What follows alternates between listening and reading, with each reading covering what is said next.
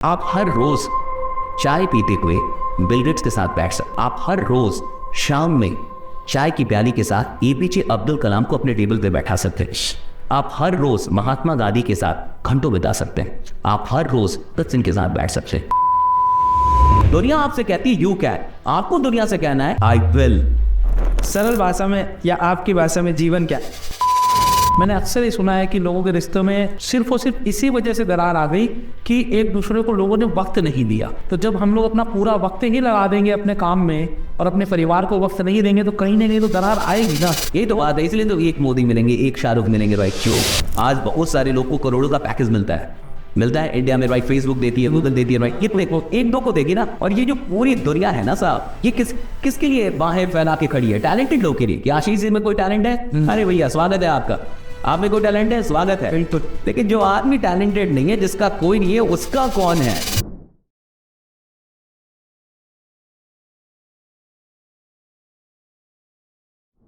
तो दोस्तों आज का एपिसोड है सुपर स्पेशल। बिल्कुल, क्योंकि आज हमारे साथ होने वाली एक ऐसी पर्सनालिटी जो हम सबके दिमाग के सीपीयू को थोड़ा अपग्रेड करने वाले हैं। आज हमारे शो में है the one and only Sasish Kumar Tiwari, जिनको एसकेटी के नाम से जाना जाता है। ससीश जी, उनके बारे में क्या ही बोले, वो है मल्टी टैलेंटेड और सुपर चिल। वैसे तो ये टेक्नोलॉजी, एंटरप्रेन्योरशिप और लाइफ के हर एक कॉर्नर को करते हैं डीकोड, बट इनका अप्रोच है बिल्कुल अलग। इनकी कन्वर्सेशन है इंसाइटफुल, इनके आइडियाज हैं विजनरी और इनकी बातों में है पागलपन। और इन्होंने अपने काम से लोगों को इतना इंस्पायर किया। इनके जो मेंटरिंग सेशन होते हैं वो सुपर कनेक्टफुल होते हैं। तो आज के एपिसोड में हम जानेंगे एसकेटी के बारे में और कैसे इन्होंने अपनी लाइफ में मोटिवेशन को, इंस्पिरेशन को यूज किया आगे बढ़ने के लिए। और आप सीखेंगे कि कैसे आप अपनी लाइफ में मोटिवेशन, इंस्पिरेशन और लाइफ में पागलपन ला सकते हैं कुछ भी बड़ा अचीव करने के लिए। फास्टन सीट बेल्ट, क्योंकि आज ससीश जी के साथ आप जिस रोलर कोस्टर राइड पे जा रहे हैं वहां पर आपको बहुत कुछ मिलने वाला है। तो आइए स्वागत करते हैं ससीश जी का। एसकेटी सर, आपका बहुत बहुत स्वागत है हमारे पॉडकास्ट में आज। स्वागत है sir. Thank you so much, thank you so much. Sir आपकी एनर्जी कमाल की है। आज हर एक भारत का जो युवा है वो आपकी वीडियोस देख के मोटिवेट होता है। बट मैं जानना चाहूंगा ये आपके अंदर जो एनर्जी है, इतना मोटिवेशन है, उसका राज क्या है? मेन जो एनर्जी है वो आपको पर्पस से मिलती है कि आपका उद्देश्य क्या है। अब मुझ जैसे सारे लोगों का उद्देश्य होता है कि लोगों की लाइफ में एक पॉजिटिव चेंज आए। और जब वो आप देखते हैं, जब आपकी वीडियोस पे कमेंट आते हैं या फिर आपको ऐसे मैसेज आते हैं कि मेरी जिंदगी में कुछ पॉजिटिव चेंज आया आपके चलते, या मैंने ये वीडियो देख के, मुझे एक आईआईटी बॉम्बे के स्टूडेंट का एक मैसेज आया और बड़ा इंटरेस्टिंग मैसेज था। अब वो मेरी एक वीडियो थी कि चाहे हिटलर हो चाहे मोदी हो, सबने मरना एक दिन। तो जैसे मरना जिंदगी का सत्य है, वैसे ही बिजनेस का सत्य है लॉस। मतलब लॉस आपको होगा ही। अब आईआईटी बॉम्बे के बच्चे ने मुझे मैसेज किया कि इस वीडियो को देखने के बाद मैंने बिजनेस रीस्टार्ट किया है। उसका कहना था कि मैंने बिजनेस करना छोड़ दिया था, मुझे लॉस हुआ था एंड फाइनली मैं गिव अप कर चुका था। और इस रील को देखने के बाद, इस वीडियो को देखने के बाद मैंने फिर से अपनी जर्नी शुरू कर दी। आप सोचिए कितना मोटिवेशन मिलेगा। मैं तो आईआईटी नहीं हूँ, एक आईआईटी बॉम्बे का स्टूडेंट आपको ये मैसेज करता है, आपके पास पर्सनल ये मैसेज आता है, आप उसकी ऑथेंटिसिटी को चेक करते हैं और आपको पता चलता है बिल्कुल सच है। तो इससे मोटिवेशन मिलता है। फिर ऐसे ही बहुत सारे मैसेज आते हैं, कमेंट आते हैं, उससे पता चलता है कि आप कुछ बढ़िया कर रहे हैं। और जब ऐसे मैसेजेस, ऐसे कमेंट या फिर इस प्रकार की चीजें आपको मिलती है तो मुझे लगता है ये आपको और रिस्पॉन्सिबल बनाती है। सर मोटिवेशन की अगर हम बात करें तो जब हम कोई अच्छा वीडियो देखते हैं, किसी की स्टोरी सुनते हैं, तो थोड़े समय के लिए तो हम मोटिवेटेड हो जाते हैं, लेकिन थोड़े समय के बाद फिर हम वही पुराने स्टेट में चले जाते हैं। तो ये मोटिवेशन परमानेंट कैसे रहे? बहुत सारे लोगों का मानना सर ऐसा है कि यार मोटिवेशन काम नहीं करता। बहुत सही कह रहे हैं। मैंने खुद कई लोग को सुना है, कई ऐसे ट्रेनर्स को मैंने सुना है, ट्रेनर्स, कोचेस को ये कहते हुए कि I don't believe in motivation, कि मुझे मोटिवेशन पे विश्वास नहीं। देखिए एक्चुअली मोटिवेशन की परिभाषा आप क्या कर रहे हैं, that is very important. Motivation कुल मिला के एक एनर्जी, एक फोर्स है जो आपको ड्राइव करती है कुछ करने के लिए। आप जब मोटिवेटेड होते हैं तो आप बढ़िया काम करते हैं। जब आपको लगता है कि यू आर फीलिंग मोटिवेटेड, इसका क्या मतलब है कि आप अपने काम में 100% दे रहे हैं, आप अपना काम कर रहे हैं बहुत ढंग से। अच्छा, जब डीमोटिवेट होते हैं आपके, मैं डीमोटिवेटेड, इसका मतलब कि आपको काम करने का मन नहीं कर रहा, आप प्रोडक्टिव नहीं है, आप काम नहीं कर पा रहे। तो वो ये जो क्वेश्चन है कि मोटिवेशन लंबा कैसे रहे या कैसे टिके या किस तरीके से ये ऐसा हो जाए, परमानेंट हो जाए। तो देखिए दो चीजें, एक मोटिवेशन, एक है इंस्पिरेशन। हाँ जी। मोटिवेशन एक आउटर फोर्स है। मैंने आपसे कहा कि आशीष जी आप कमाल के आदमी, आप बहुत अच्छे आदमी, आप में बहुत टैलेंट है और आपने इस बात को एक्सेप्ट किया तो आप मोटिवेटेड होंगे। ओके। अच्छा मान के चलिए आप एक्सेप्ट ही ना करें, जमाना आपसे बोल रहा है कि आप कमाल के आदमी, लेकिन आप एक्सेप्ट ना करें तो क्या आप मोटिवेटेड फील करेंगे? नहीं, बिल्कुल नहीं। लेकिन जब आप एक्सेप्ट करते हैं किसी और की बात, अच्छी बात अपने बारे में, तो आप मोटिवेटेड फील करते हैं। लेकिन व्हाट इज इंस्पिरेशन? इंस्पिरेशन की जब आप खुद के बारे में कुछ कमाल की बातें कर रहे हैं और आप उसे एक्सेप्ट कर पा रहे हैं, दुनिया जब कमाल की बातें कर रही है आपके बारे में और आप उसे एक्सेप्ट करते हैं तो आप मोटिवेटेड होते हैं। लेकिन जिस दिन एकांत में बैठ के अकेले में, जब दुनिया में कोई नहीं है आपको देखने वाला, आपको सुनने वाला, आपको जज करने वाला, और उस समय आपके अंदर से ये निकल रहा है कि मैं कमाल का आदमी हूं भाई, मैं कुछ छोटा करने के लिए इधर पैदा नहीं हूं, मैं कुछ बड़ा बनाऊंगा, मैं कुछ बड़ा खेल करूंगा, राइट? और तब अगर आप वो एक्सेप्ट कर पा रहे हैं, now you are inspired. So motivation तब परमानेंट होता है जब आपके इंस्पिरेशन के स्विच को ये ऑन कर देता है। अच्छा, वो आउटर फोर्स बहुत जरूरी है उस इनर फोर्स को जागृत करने के लिए। बिल्कुल। अगर ये मोटिवेशन ना हो तो इंस्पिरेशन तक भी आप नहीं पहुंचे। बिल्कुल। सो मोटिवेशन एक जरिया है आपको उस इंस्पिरेशन तक लेके जाने का, कि आप एक दिन फाइनली इंस्पायर्ड हो जाए अंदर से।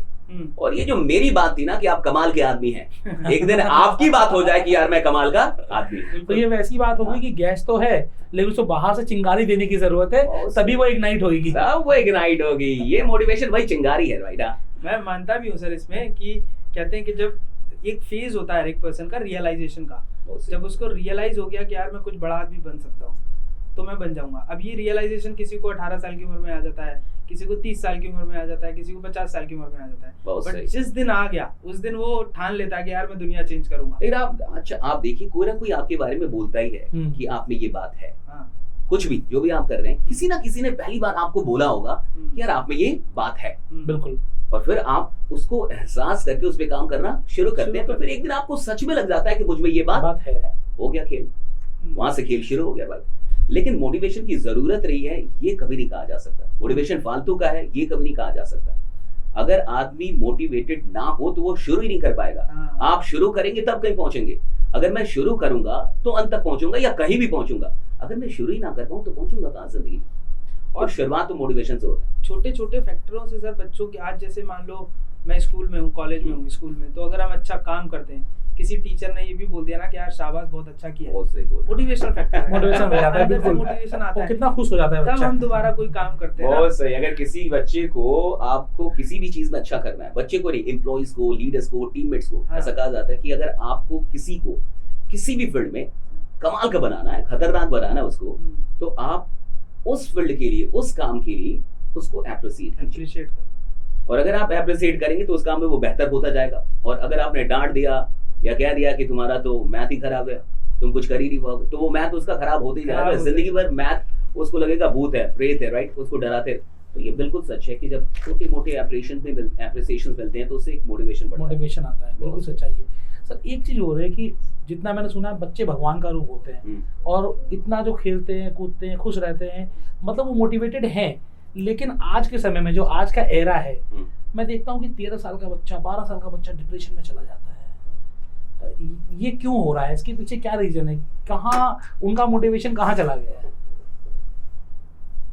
देखिए, अगर कम उम्र में, राइट, 12, 13 या 14 या 15 साल की अगर हम लोग बात करें, अगर वहां कोई डिप्रेशन में जा रहा है तो सबसे पहले आपको ये समझना होगा कि कारण क्या हो सकते हैं। अभी तो परिवार की रिस्पॉन्सिबिलिटी है नहीं उन बच्चों पे, अभी फैमिली की रिस्पॉन्सिबिलिटी नहीं है। अपना कोई धंधा भी नहीं कर रहे होंगे शायद, राइट, जिसकी रिस्पॉन्सिबिलिटी हो।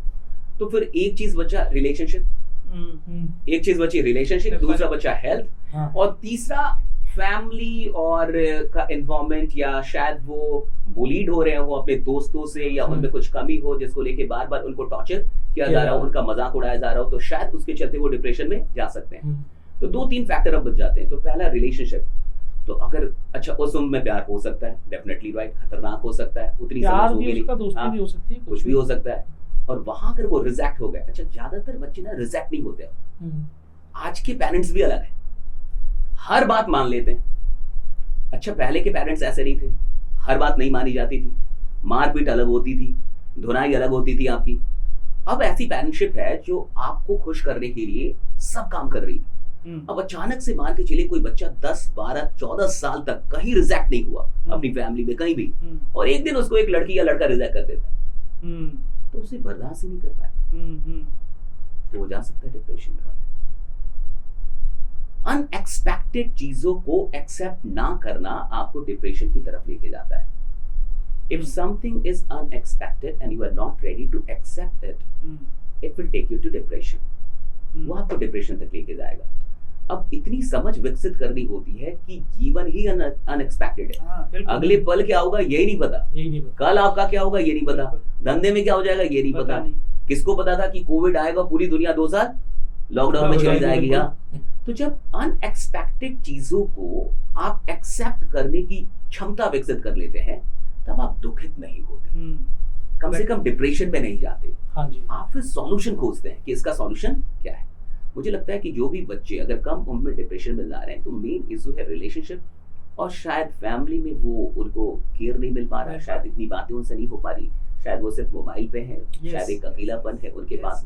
तो मुझे लगता है कि पेरेंट्स की ये जिम्मेवारी बनती है कि बच्चों से बात करें, उनके अंदर वो समझ विकसित करें, और किसी एक के आने ना आने से, जाने या आने से कोई जिंदगी में कुछ भी नहीं होता है, ये बाद में पता चलता है। खैर दुर्भाग्य है कि ये सारी बातें बाद में पता चलती है, तब तक कोई पंखा हेल्प ले चुका होता है, कोई सुसाइड कर चुका होता है भाई। अब कोटा में कुछ बच्चे सुसाइड कर रहे हैं, हमेशा हमें पता चल रहा है कि कोटा में कहीं ना कहीं बच्चे सुसाइड कर रहे हैं। अब भाई मेरा IIT नहीं हुआ, मैं इंजीनियर नहीं बना, या फिर मैं नीट कंप्लीट नहीं कर पाया, इसका ये मतलब थोड़े कि मैं चला जाऊं, राइट, मैं कुछ भी नहीं कर सकता जिंदगी में। तो कंपैरिजन करना छोड़ना होगा। ज्यादातर बच्चे इस उम्र में खुद को कंपेयर करने लगते हैं कि यार वो मुझसे बेहतर है। अच्छा, टीचर भी यही करवा देते हैं।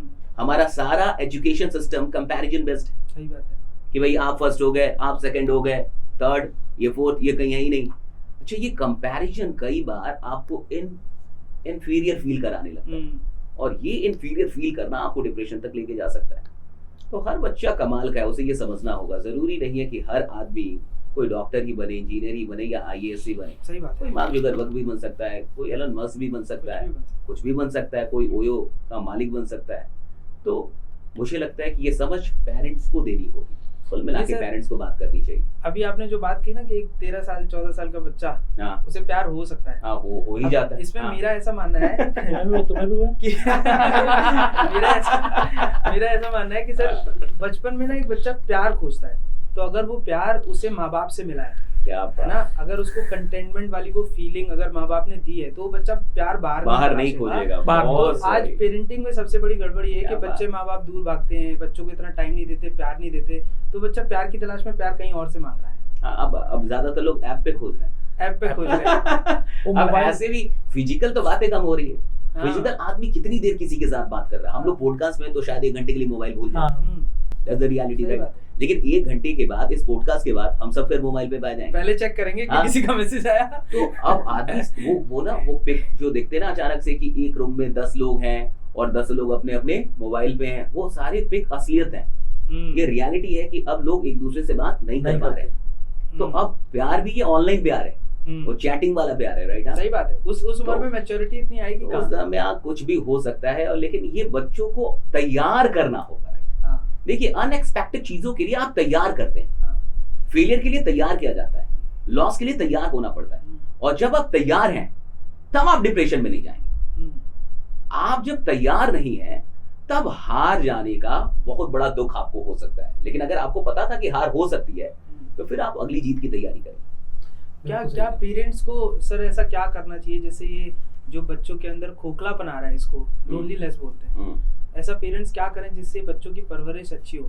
बात करें, थोड़ा मोबाइल छोड़ें, थोड़ा उनसे बात करें, उनके साथ वक्त बिताएं, अपनी जिंदगी की समझ उनके अंदर डालें। भाई बात करना जरूरी है, कुल मिला के बातें करें, उनके साथ वक्त बिताएं, वो भी सही वक्त जहां आप सच में 100% उनको अटेंशन देकर। बच्चों की बात सुनना बहुत जरूरी है। क्या बात? मेरा बेटा है 11 साल का है, वो समटाइम्स अंदर उसकी बहुत सारी बातें होती है। जब मैं बैठता हूँ उसके साथ ना, और जो बोलना शुरू करता है और काफी देर तक बोलता रहता है, तो मुझे लगता है कि क्या क्या सोचते होंगे ये बच्चे।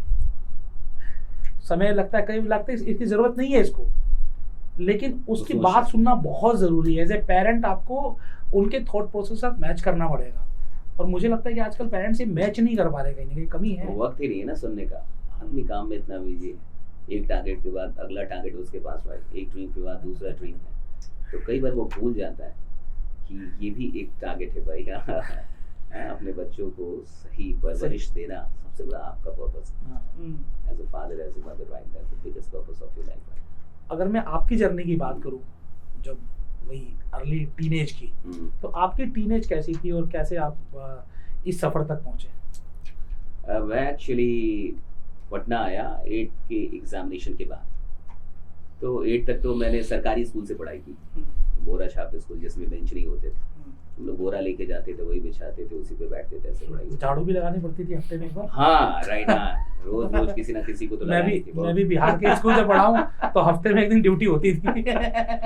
तो इस तरीके से पढ़ाइयाँ हुई और 8 में तब बोर्ड हो गया था, बोर्ड का एग्जाम मैंने दिया और मैं गोपालगंज डिस्ट्रिक्ट का टॉपर हो गया। So fortunately I become the topper. तो मेरे पिताजी को कुछ लोगों ने मोटिवेट किया कि इतना अच्छा लड़का है, अब आपको पटना लेके जाना चाहिए, और आप तो बिहार से, तो आपको पता है कि बिहार में पटना सबसे बेस्ट प्लेस है पढ़ने के लिए।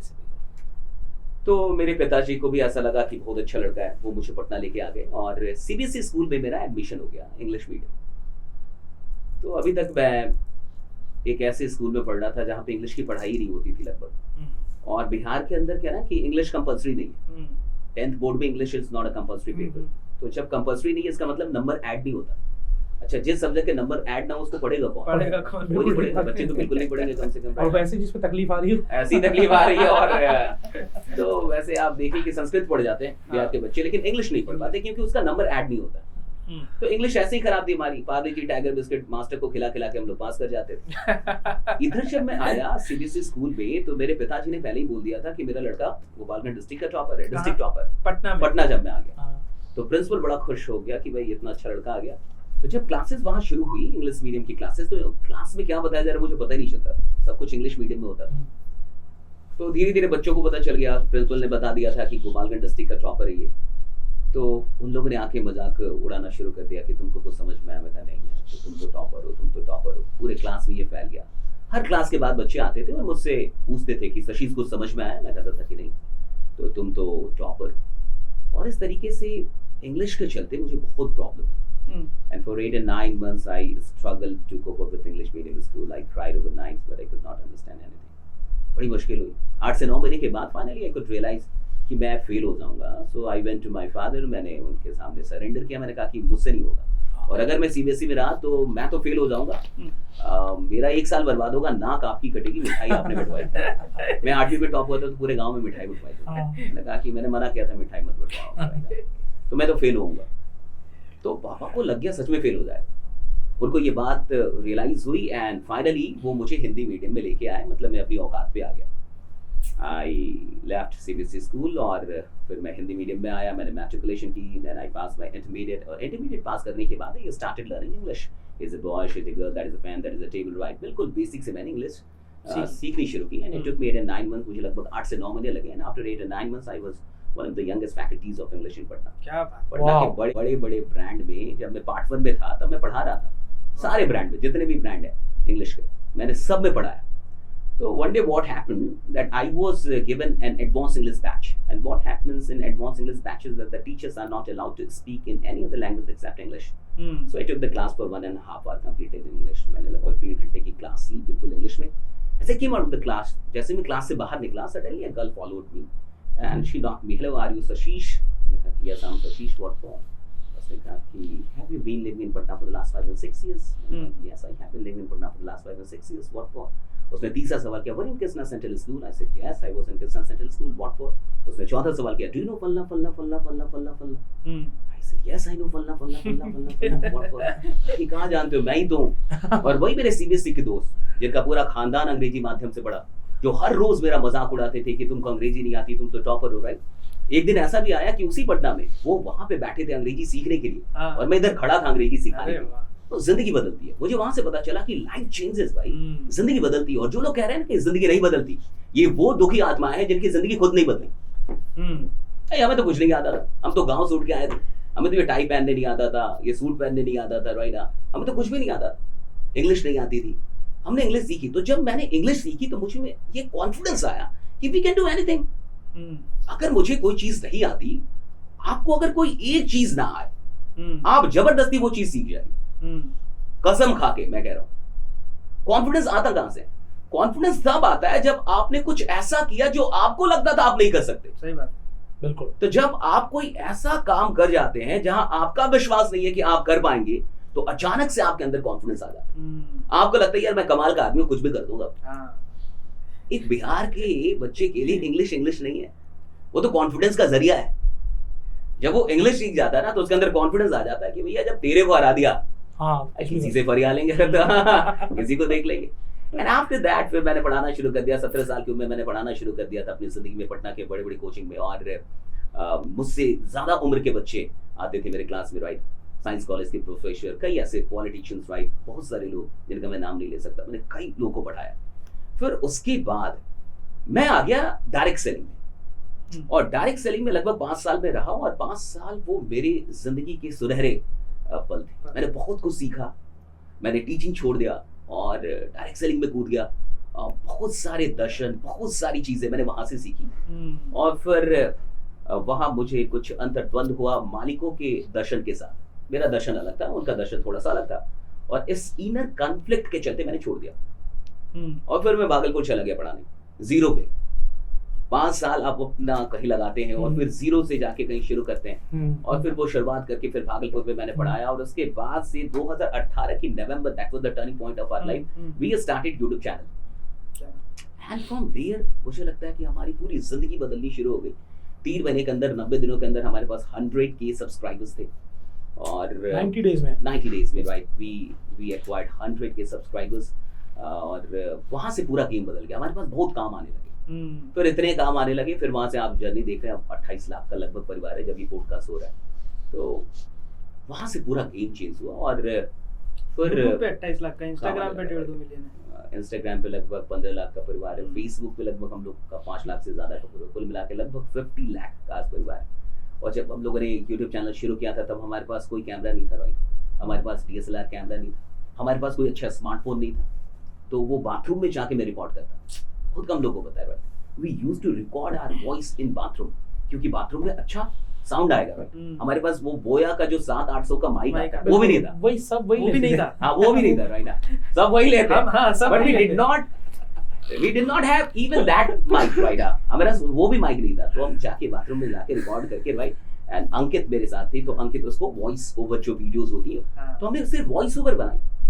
पहले 3 महीने हमने सिर्फ वॉइस ओवर बनाई। लोगों ने कहा कि आप अपना चेहरा लेके आओ सर, चेहरा लेके आओ, चेहरा लेके आओ। और इसकी भी बड़ी इंटरेस्टिंग कहानी है। फिर हम लोगों ने DSLR कैमरा लिया, फिर चेहरा लेके आए। और जब चेहरा लेके पहली वीडियो हम लोगों ने बनाई, क्या कमाल के कमेंट्स आए, बहुत सारे कमेंट्स। आशीष जी कमेंट्स भर गए। उस पे लिखा हुआ था अधिकतर कमेंट्स में कि सर जो कर रहे थे वही करो, चेहरा अच्छा नहीं है।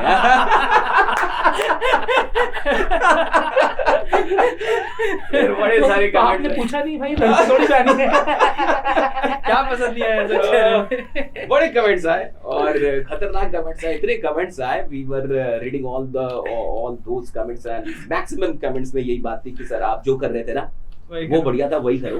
हाँ, चेहरा अच्छा रही आपका। एंड फिर हमारे पास 2 ऑप्शन थे अब, कि या तो हम लोगों की बात मान ले, और या तो हम अपनी जिद पे अड़े रहे। देखिए यही होता है साहब, बड़ा खिलाड़ी कौन बनता है ये समझ रही है। चैंपियंस कौन होंगे आगे, ये इतने लोग देखेंगे, राइट। अपने फील्ड का चैंपियन कौन बनेगा? चैंपियंस वो नहीं होते जो लोगों के कहने के चलते, लोगों के कमेंट्स के चलते, लोगों की रायों के चलते नेगेटिव होते हैं साहब। पूरी दुनिया भी अगर आपके बारे में कुछ बोल रही है जिसे आप स्वीकार करना नहीं चाहते, जिसे आप सच होने देना नहीं चाहते, तो आप उसे मत मानिए। चाहे वो गॉड आके क्यों ना बोले, वो महादेव आके क्यों ना बोले आपके सामने, लेकिन आप नहीं चाहते ना कि महादेव जो बोल रहे हैं वो सच हो आपके बारे में। Don't accept even the sentence of Mahadeva. तपस्या कीजिए, महादेव अपने सेंटेंस को बदल देंगे। तब कीजिए, असुर तब करते थे, और तब करके देवताओं को खुश करते थे। वो तो असुर थे, वरदान लेते और देवता को वरदान देना पड़ता था ना। बिल्कुल। तो जब देवता वरदान देते थे तो उनको नहीं पता कि असुर है, कांड ही करेगा। क्या महादेव को नहीं पता कांड करने वाला ये? महादेव जानते हैं कांड करेगा, लेकिन विवश हैं। क्यों? तप के चलते, तपस्या के चलते। तो मुझे लगता है कि हमारे पास ये ऑप्शन था कि हम क्या करें, लोगों की बात माने या अपनी जिद पे अड़े रहे। और मुझे लगता है कि हर आदमी को अपने चेहरे से प्यार होना चाहिए। बिल्कुल। बड़ा गरीब आदमी होता है वो जिसको अपने चेहरे से प्यार होता है। सबसे पहले तो अपने आप से प्यार करना चाहिए। आपको अपने चेहरे से अगर प्यार नहीं है, क्या ही आप कर लेंगे भाई। आप बहुत गरीब आदमी भाई। तो अपने चेहरे से आपको मोहब्बत होनी चाहिए। हर आदमी अपने आप को ना आईने में देखे तो शाहरुख खान समझे, I am the best. I'm the best, I am the best. तो हमने कहा कि भैया हमने तो तेरे को नहीं बुलाया ना सुनने के लिए, हमारी वीडियो को देखने के लिए। सही बात भैया हम तो अपना ही चेहरा लाते रहे, है। क्या तेरे बात को है। देखना है देख, नहीं देखना है। आज 5 करोड़ लोग आज घर में नहीं उसी देखते। चेहरे को उसी चेहरे को वैसे लाखों भी लोग यूट्यूब देख पर रहे तो हैं। कंटेंट ही सब कुछ है, और आपका कंटेंट जानदार है तो फिर कोई आपको रोक पाएगा। और देखिए कंटेंट एंड ऑल ये सब निकलता कहाँ से? कॉन्फिडेंस से निकलता है। हम्म, आप कमाल का कंटेंट कब बनाते हैं? आप कमाल की बातें कब कर पाते हैं? आप लोगों की जिंदगी में वैल्यू एडिशन कब करते हैं? जब आपको खुद के ऊपर कॉन्फिडेंस होता है। और ये कॉन्फिडेंस लूटने के लिए बाजार खड़ा है। आपका कॉन्फिडेंस हिलाने के लिए दुखी आत्माएं आपके अगल बगल में सही बात। राइडा, बिल्कुल। और लोग बार बार जिंदगी बार बार टेस्ट करेगी और बार बार आपके कॉन्फिडेंस को तोड़ने की कोशिश करेगी। अब ये आपके ऊपर है, या तो आप जिंदगी के सामने घुटने टेक दीजिए और या तो जिंदगी को विवश कीजिए कि वो आपको सलामी ठोके एक दिन, राइडा बिल्कुल। यार आदमी तो कमाल का है, राइट, मैं हारा तू जीता। ये खेल वहां की है। ये सर आपका माइंडसेट, ये चैंपियन वाला माइंडसेट, ये बचपन से है। मुझे लगता है मेरे अंदर ये- कुछ ऐसा डीएनए है, राइट। ये हाँ, right. ये हर एक के अंदर आना बड़ा टफ होता है। मैं तो- मैं एक सैनिक का बेटा हूँ। माय फादर हाँ, has been in the Indian army. मैं आपसे बात कर रहा हूँ ना तो वो एनर्जी फील। आज ज्यादातर लोग क्या करते हैं, कुछ नहीं हो रहा यार छोड़ो ना, नहीं हो रहा। ये जिद्दीपन ये आया कहाँ से? देखिए एक बात पता चल गई थी, हमें एक बात पता चल गई थी कि भगवान के पास 2 अकाउंट चलते हैं आपके, एक सेविंग और एक करंट। तो कुछ लोग का करंट अकाउंट चलता है, वो काम करते हैं रिजल्ट मिलता है, काम करते हैं रिजल्ट मिलता है, काम किया रिजल्ट मिला, धंधा किया प्रॉफिट हुआ, कुछ भी करता है प्रॉफिट होने लगता है। हाँ, लेकिन कुछ ऐसे लोग होते हैं जिनका सेविंग अकाउंट चलता है, काम कर रहे हैं मिल ही नहीं रहा कुछ, मेहनत कर रहा है कुछ नहीं मिल रहा, कमाल का एफर्ट लगा रहा है लेकिन उसको रिजल्ट नहीं मिल रहा, यानी उसका सेविंग अकाउंट चल रहा है। तो जिस आदमी का सेविंग अकाउंट चलता है ना साहब, जिस दिन ईश्वर देना शुरू करता है सूद समेत वापस करता है विद इंटरेस्ट। मुझे पता चल गया था मेरा सेविंग है भैया। तो जिस आदमी को ये बात पता चल जाएगी कि उसका करंट अकाउंट चल रहा है या सेविंग चल रहा है भगवान के यहाँ, तो फिर वो डिप्रेशन में नहीं जाएगा ना, उदास नहीं होगा, राइट। भगवान के पास तो सेविंग अकाउंट सबका ही है, हर एक इंसान के लिए उसने कुछ बना लोग का रखा है। करंट भी चलता है। जब मैं नेटवर्क मार्केटिंग में था, when I was in the network marketing industry, right, I saw many people achieving early success. They did not possess so much of talent, right? हाँ, And they did not have so much of potential, but their achievements were far higher than us, right? तो मैंने ये देखा कि कुछ ऐसे लोग जिनके पास कुछ खास क्षमता नहीं है लेकिन उनके पास उपलब्धि हम लोगों से बहुत ज्यादा लक लक फैक्टर बोल सकते हैं उसी को तो करंट अकाउंट बोल रहा हूँ मैं।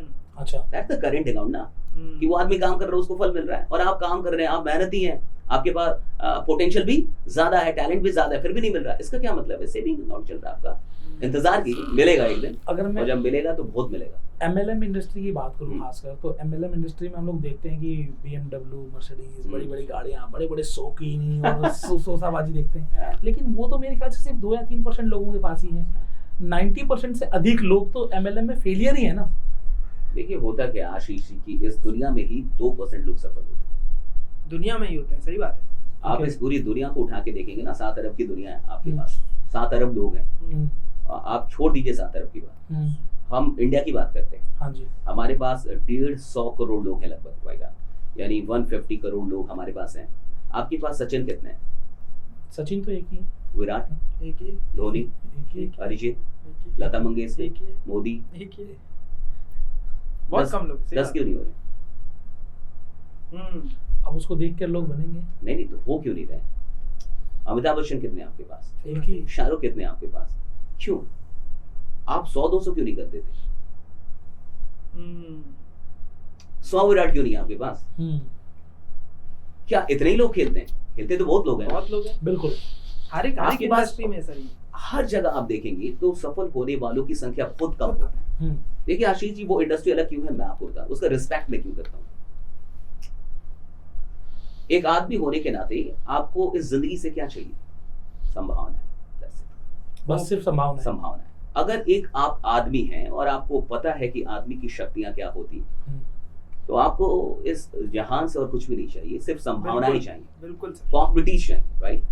वो इंडस्ट्री आपको पॉसिबिलिटी देती है आशीष जी कि आप करोड़पति बन सकते हैं, आप महीने का 1 करोड़ रुपए कमा सकते हैं। संभावना है, उस संभावना को हकीकत में बदलना आशीष जी की जिम्मेवारी, वो इंडस्ट्री की जिम्मेवारी नहीं है, इंडस्ट्री की जिम्मेदारी। वो किसी मालिक की जिम्मेवारी नहीं है भैया। दुनिया ने आपको संभावना देना है उस संभावना को हकीकत में बदलना एक इंसान की पर्सनल रिस्पॉन्सिबिलिटी है। सही बात। ये कोई सोशल रिस्पॉन्सिबिलिटी नहीं है। आपकी सफलता आपकी पर्सनल रिस्पॉन्सिबिलिटी है, आपकी अमीरी आपकी पर्सनल रिस्पॉन्सिबिलिटी है। इंडस्ट्री की रिस्पॉन्सिबिलिटी ये नहीं है, किसी कंपनी की रिस्पॉन्सिबिलिटी ये नहीं है, किसी सिस्टम की रिस्पॉन्सिबिलिटी ये नहीं है। Your success is your personal responsibility. The only responsibility of this world is to give you all the possibilities that you can. दुनिया आपसे कहती है you can, आपको दुनिया से कहना है I will. तो मुझे लगता है कि वो एक कमाल की इंडस्ट्री है, क्योंकि वो हर आदमी को ना जाति देखती है, ना धर्म देखती है, ना रंग देखती है, ना एजुकेशन देखती है, ना ये देखती है कि आप कितने टैलेंटेड हैं, कितने गए गुजरे हैं। आप सोचिए उस इंडस्ट्री में ऐसे लोग हैं जिनके दोनों पैर नहीं हैं और वो 2 लाख 4 लाख महीने का कमा रहे हैं। मैं आपसे मिलवा सकता हूँ। ऐसे लोग हैं जो अंधे हैं, ब्लाइंड हैं, एंड दे आर नॉट। मुझे एक बात बताइए, ये जो समाज है, ये जो दुनिया है, आज बहुत सारे लोगों को करोड़ों का पैकेज मिलता है। मिलता है इंडिया में, राइट? फेसबुक देती है, गूगल देती है, राइट? कितने को? 1-2 को देगी ना, बिल्कुल। और ये जो पूरी दुनिया है ना साहब, ये किसके लिए बाहें फैला के खड़ी है? टैलेंटेड लोग के लिए। कि आशीष जी में कोई टैलेंट है, अरे भैया स्वागत है आपका। आप में कोई टैलेंट है, स्वागत है, बिल्कुल। लेकिन जो आदमी टैलेंटेड नहीं है, जिसका कोई नहीं है, उसका कौन है? भैया मैं 50% वाला हूं, मैंने जिंदगी में आज तक पढ़ाई ढंग से नहीं की, मुझे कुछ भी नहीं आता। मैं मनोविज्ञान से स्नातक हूं, लेकिन मनोविज्ञान की परिभाषा मुझे नहीं पता है। देंगे कुछ आप? है गूगल के पास कुछ मेरे लिए? है फेसबुक के पास? है सरकार के पास? है किसी प्राइवेट ऑर्गेनाइजेशन के लिए? लेकिन फिर भी वो इंडस्ट्री कहती है हमारे पास है, तू भी कुछ बड़ा करेगा। है कमाल की इंडस्ट्री, कमाल की, कोई तुलना ही नहीं है आशीष जी, कोई तुलना ही नहीं है। There is no comparison of that industry, right? Just because of one thing, possibilities.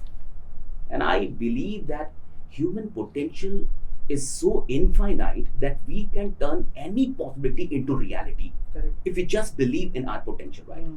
If we just believe in ourselves. तो इतनी क्षमता तो हम सब लोगों में है ना कि हम कुछ भी कर सकते हैं। और ये भी होता है सर, वहां से जो माइंडसेट मिलता है ना, जरूरी नहीं कि वो माइंडसेट वही लगे उसी इंडस्ट्री में। जो माइंडसेट मैं तो नहीं हुआ, मैं तो अब ट्रेनर बन गया। मैं ट्रेनिंग दे रहा हूं, राइट? से स्टार्ट हुई, बट जो वहां से बुक्स मैंने सीखी, जो लोगों ने सपने देखना सिखाए, आज उन्हीं सपनों को देखने के चक्कर में मैं दूसरी जगह पूरी कर पा रहा हूँ। सो इंडस्ट्री अपन दूसरी अपना सकते हैं। वो जिद दे देती है, जिद दे देती है, जिद दे देती है साहब। जिद या मोटिवेशन? जिद।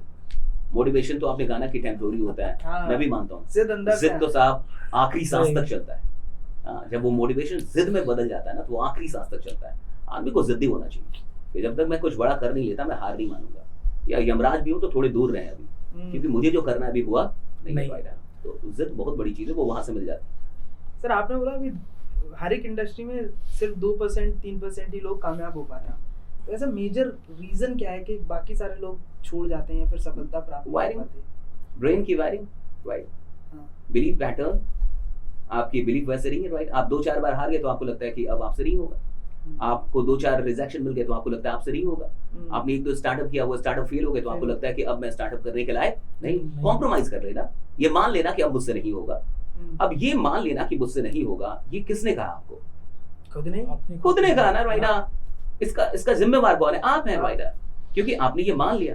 तो लोगों के कुछ ऐसे बिलीफ पैटर्न लोग बना लेते हैं अपने एक्सपीरियंसेस के बेसिस पे, राइट? कुछ बैड एक्सपीरियंसेस को लेके, कुछ फेलियर वाले एक्सपीरियंसेस को लेके लोग ये मान लेते हैं एक दिन कि मुझसे बड़े काम नहीं होंगे, या मैं इस बड़े काम के लिए नहीं बना, या दूसरों पे ब्लेम डाल देते हैं।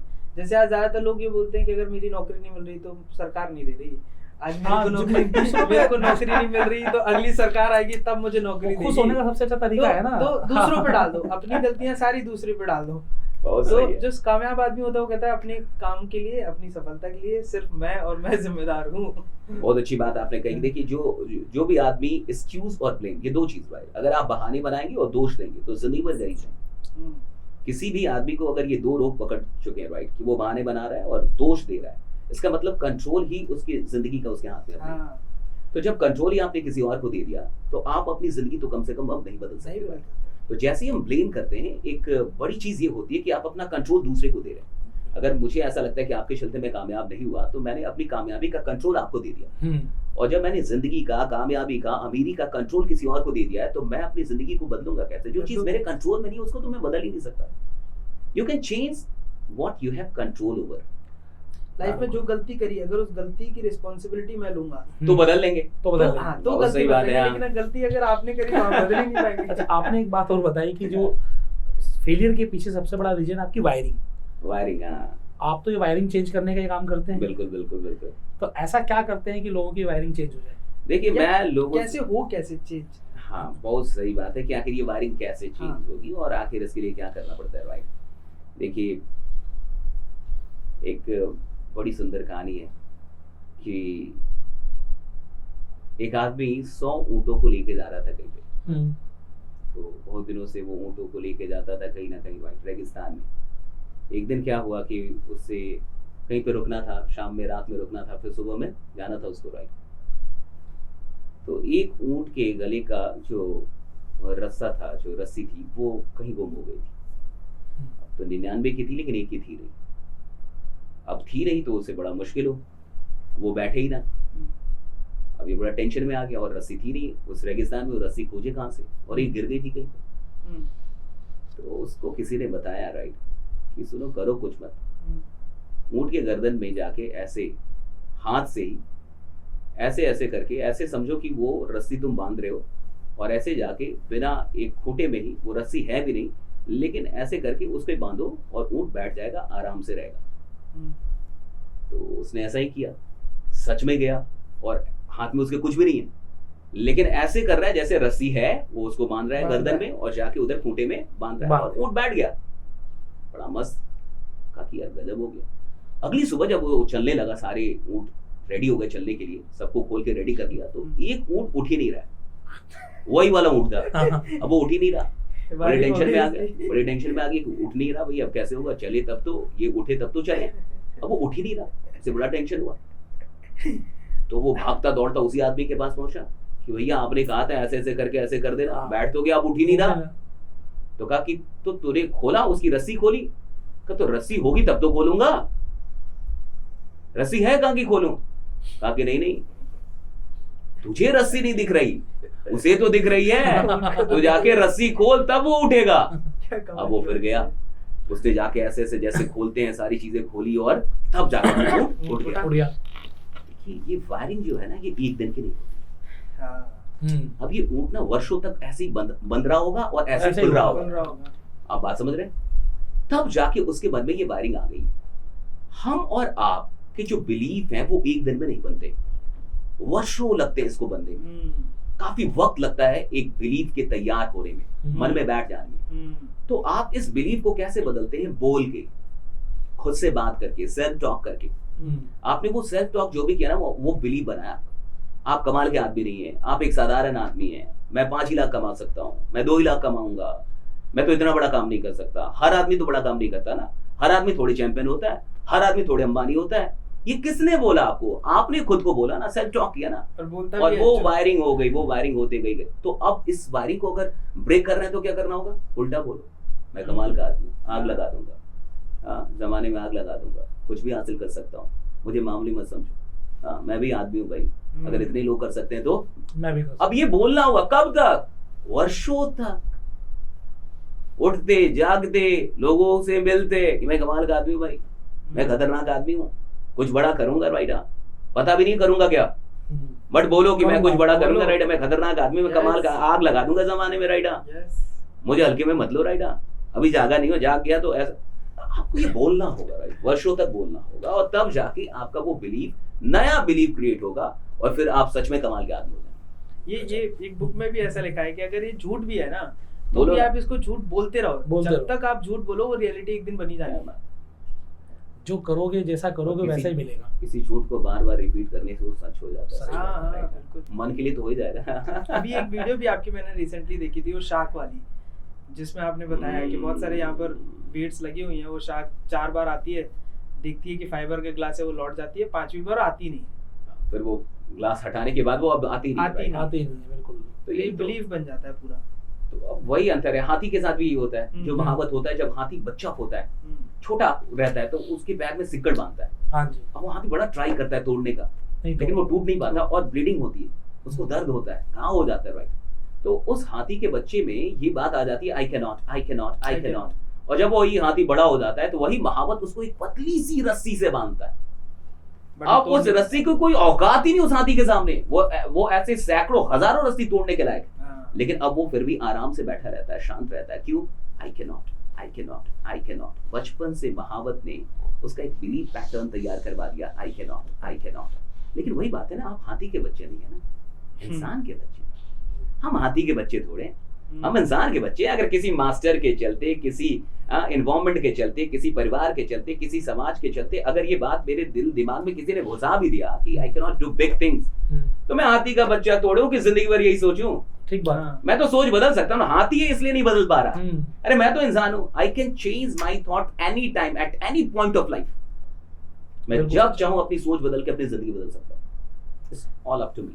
सर आज आप काफ़ी सारे एजुकेशन इंस्टीट्यूट्स में मोटिवेशन के ऊपर, लोगों की लाइफ बदलने के ऊपर उनको एजुकेट करते हैं, और आप एक खुद पोस्ट ग्रेजुएट नहीं है।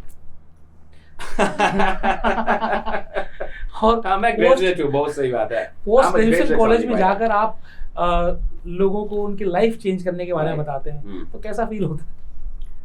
बहुत अच्छा फील होता है। मैं अभी हाल फिलहाल में कॉलेज में गया था ग्रेटर नोएडा के, और मैंने ये बात बोली भी कि मैं तो इस कॉलेज से नहीं पढ़ पाया और मेरे पास इतना फी नहीं था, शायद हम ये फी अफोर्ड नहीं कर सकते थे, बट दिस इज सक्सेस कि जिन कॉलेजेस में आप पढ़ नहीं पाए, आज वही कॉलेज आपको पे करके बुला रही है कि प्लीज 1 घंटे का टॉक दे दीजिए, प्लीज 2 घंटे का टॉक दे, and they are paying you, right? और वो आपको पे कर रही है उस चीज के लिए। तो this is life, this is the possibility of life. ये जिंदगी की संभावनाएं हैं कि जो चीजें आपको मिल नहीं पाई, एक दिन किस तरीके से वो चीजें आपको लौटाई जाती हैं।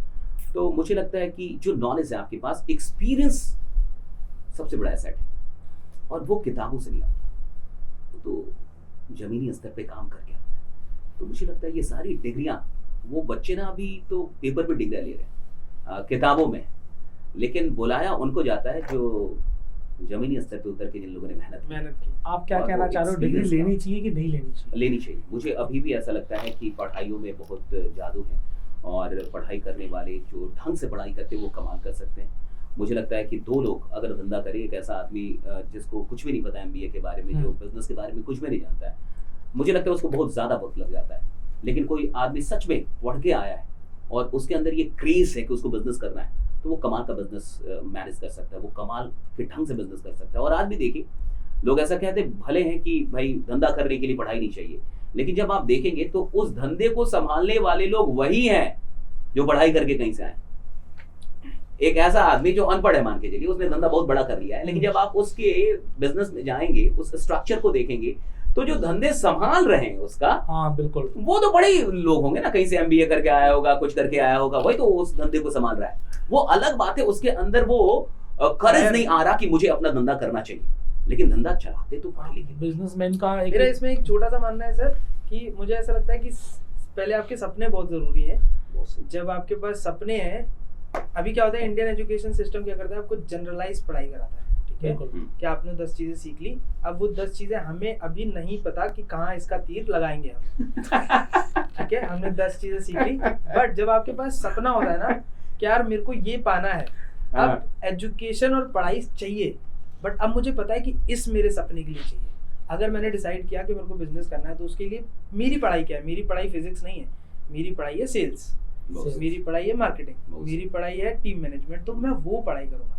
तो मुझे ऐसा लगता है हम जनरलाइज पढ़ाई को पहले छोड़ के बच्चे को में ऐसा है, सपना देखना पहले सिखाएं कि तेरे को करना क्या है, अब उस फील्ड से रिलेटेड तू पढ़ाई कर।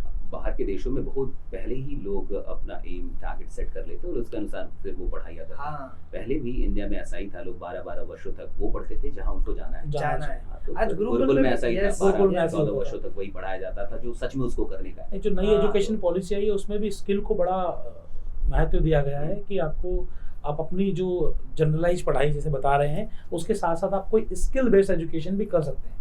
आप जब सपना देखते हैं तो सर सपने की पावर इतनी होती है कि आपको जो चाहिए, आज कोई आदमी कामयाब हुआ है, वो पढ़ता है, वो बहुत पढ़ता है, वो 12-12, 18-18 घंटे पढ़ता है, वो बट फिजिक्स नहीं पढ़ रहा होगा, वो ये पढ़ रहा होगा कि मेरे को बिजनेस बड़ा करने के लिए क्या चाहिए।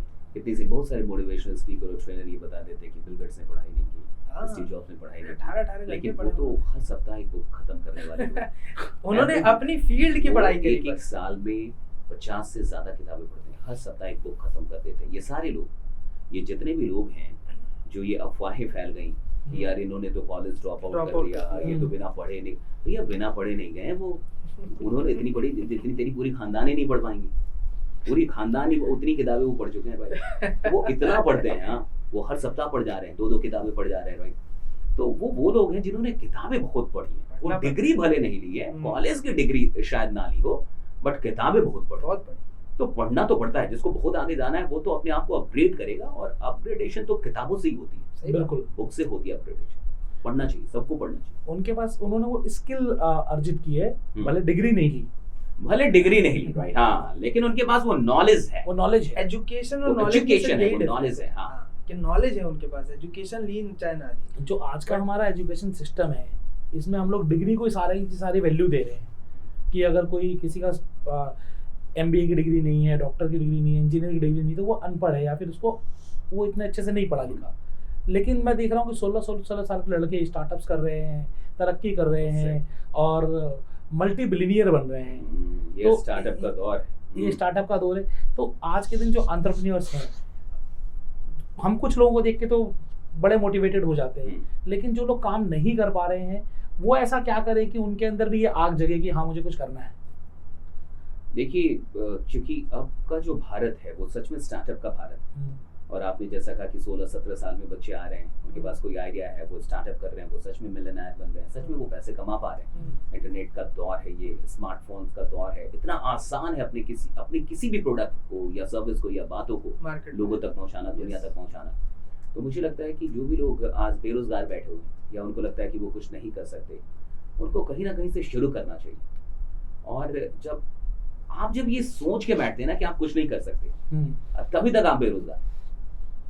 जब आपको ये लगता है ना कि मैं कुछ कर सकता हूं, तो आप सबसे पहला काम करते हैं कि खोजना शुरू करते हैं, आप सीकिंग शुरू करते हैं, आप सर्च करना शुरू करते हैं। और जो आदमी सर्च करेगा उसको मिल ही जाएगा कुछ ना कुछ मिलेगा। इस इंटरनेट की दुनिया में कुछ ना कुछ तो आपको मिल जाएगा जो आप कर सकते हैं। शायद आप प्रोड्यूस ना कर पाए तो सेल कर सकते हैं, प्रमोट कर सकते हैं, मार्केटिंग कर सकते हैं उसकी, राइट।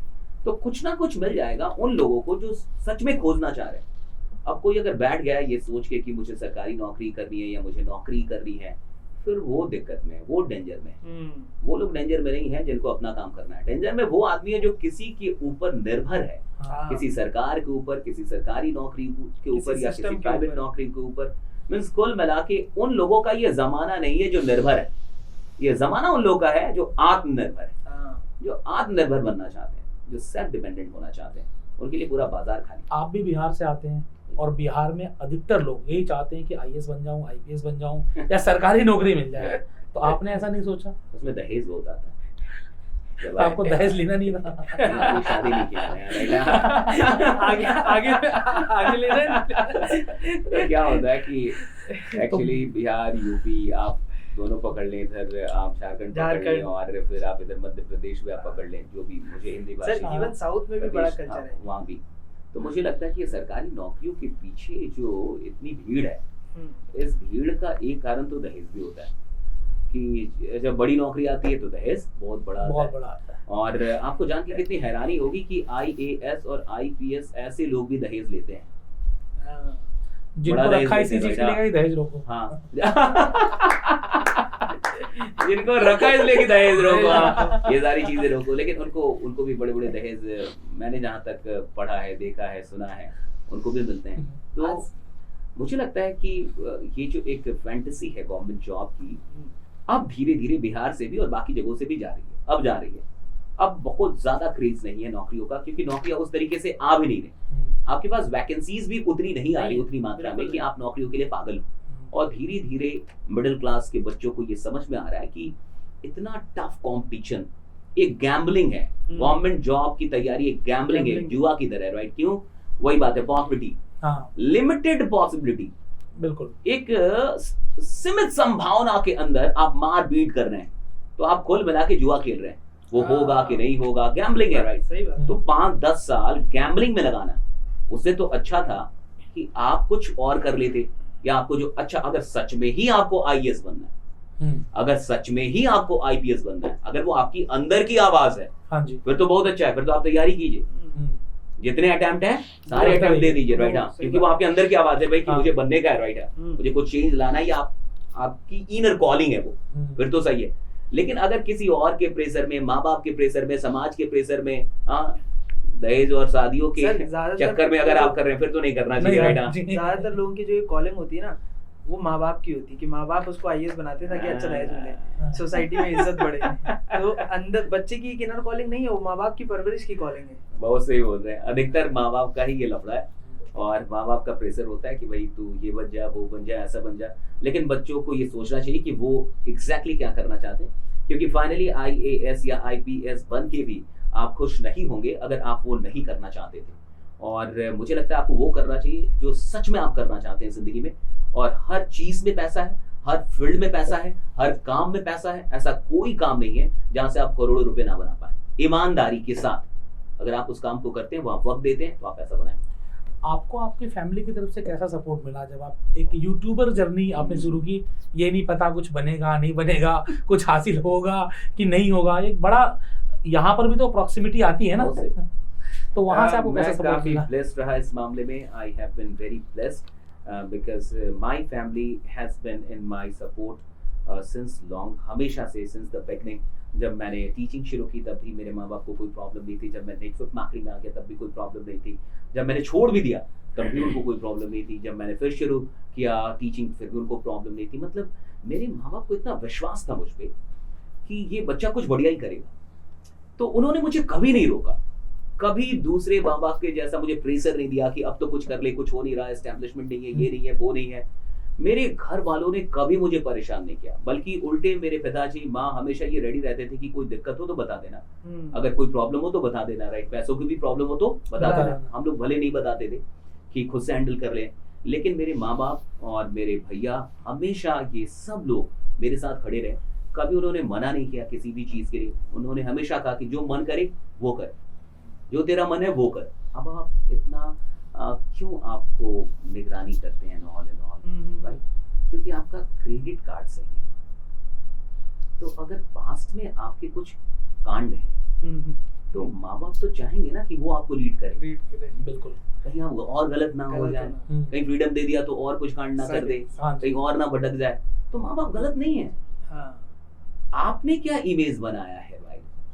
आपका इमेज क्या है माँ बाप की नजर में, ये भी बहुत इंपॉर्टेंट है। तो बच्चों को ये समझना होगा। अब हम उन कुछ लोगों में थे जिनका इमेज बहुत अच्छा, माँ बाप को पता था ये अच्छा ही काम करेगा, ये कुछ बुरा काम नहीं करेगा, राइट? तो हमने ऐसा इमेज बना के रखा था। तो आपने अगर अपना इमेज खराब कर दिया है तो थोड़ा तो बर्दाश्त आपको करना होगा। तो फिर तो थोड़ा माँ बाप के भी अनुसार आपको चलना चाहिए, क्योंकि आप जो चले वहां कांड हो गया, राइट?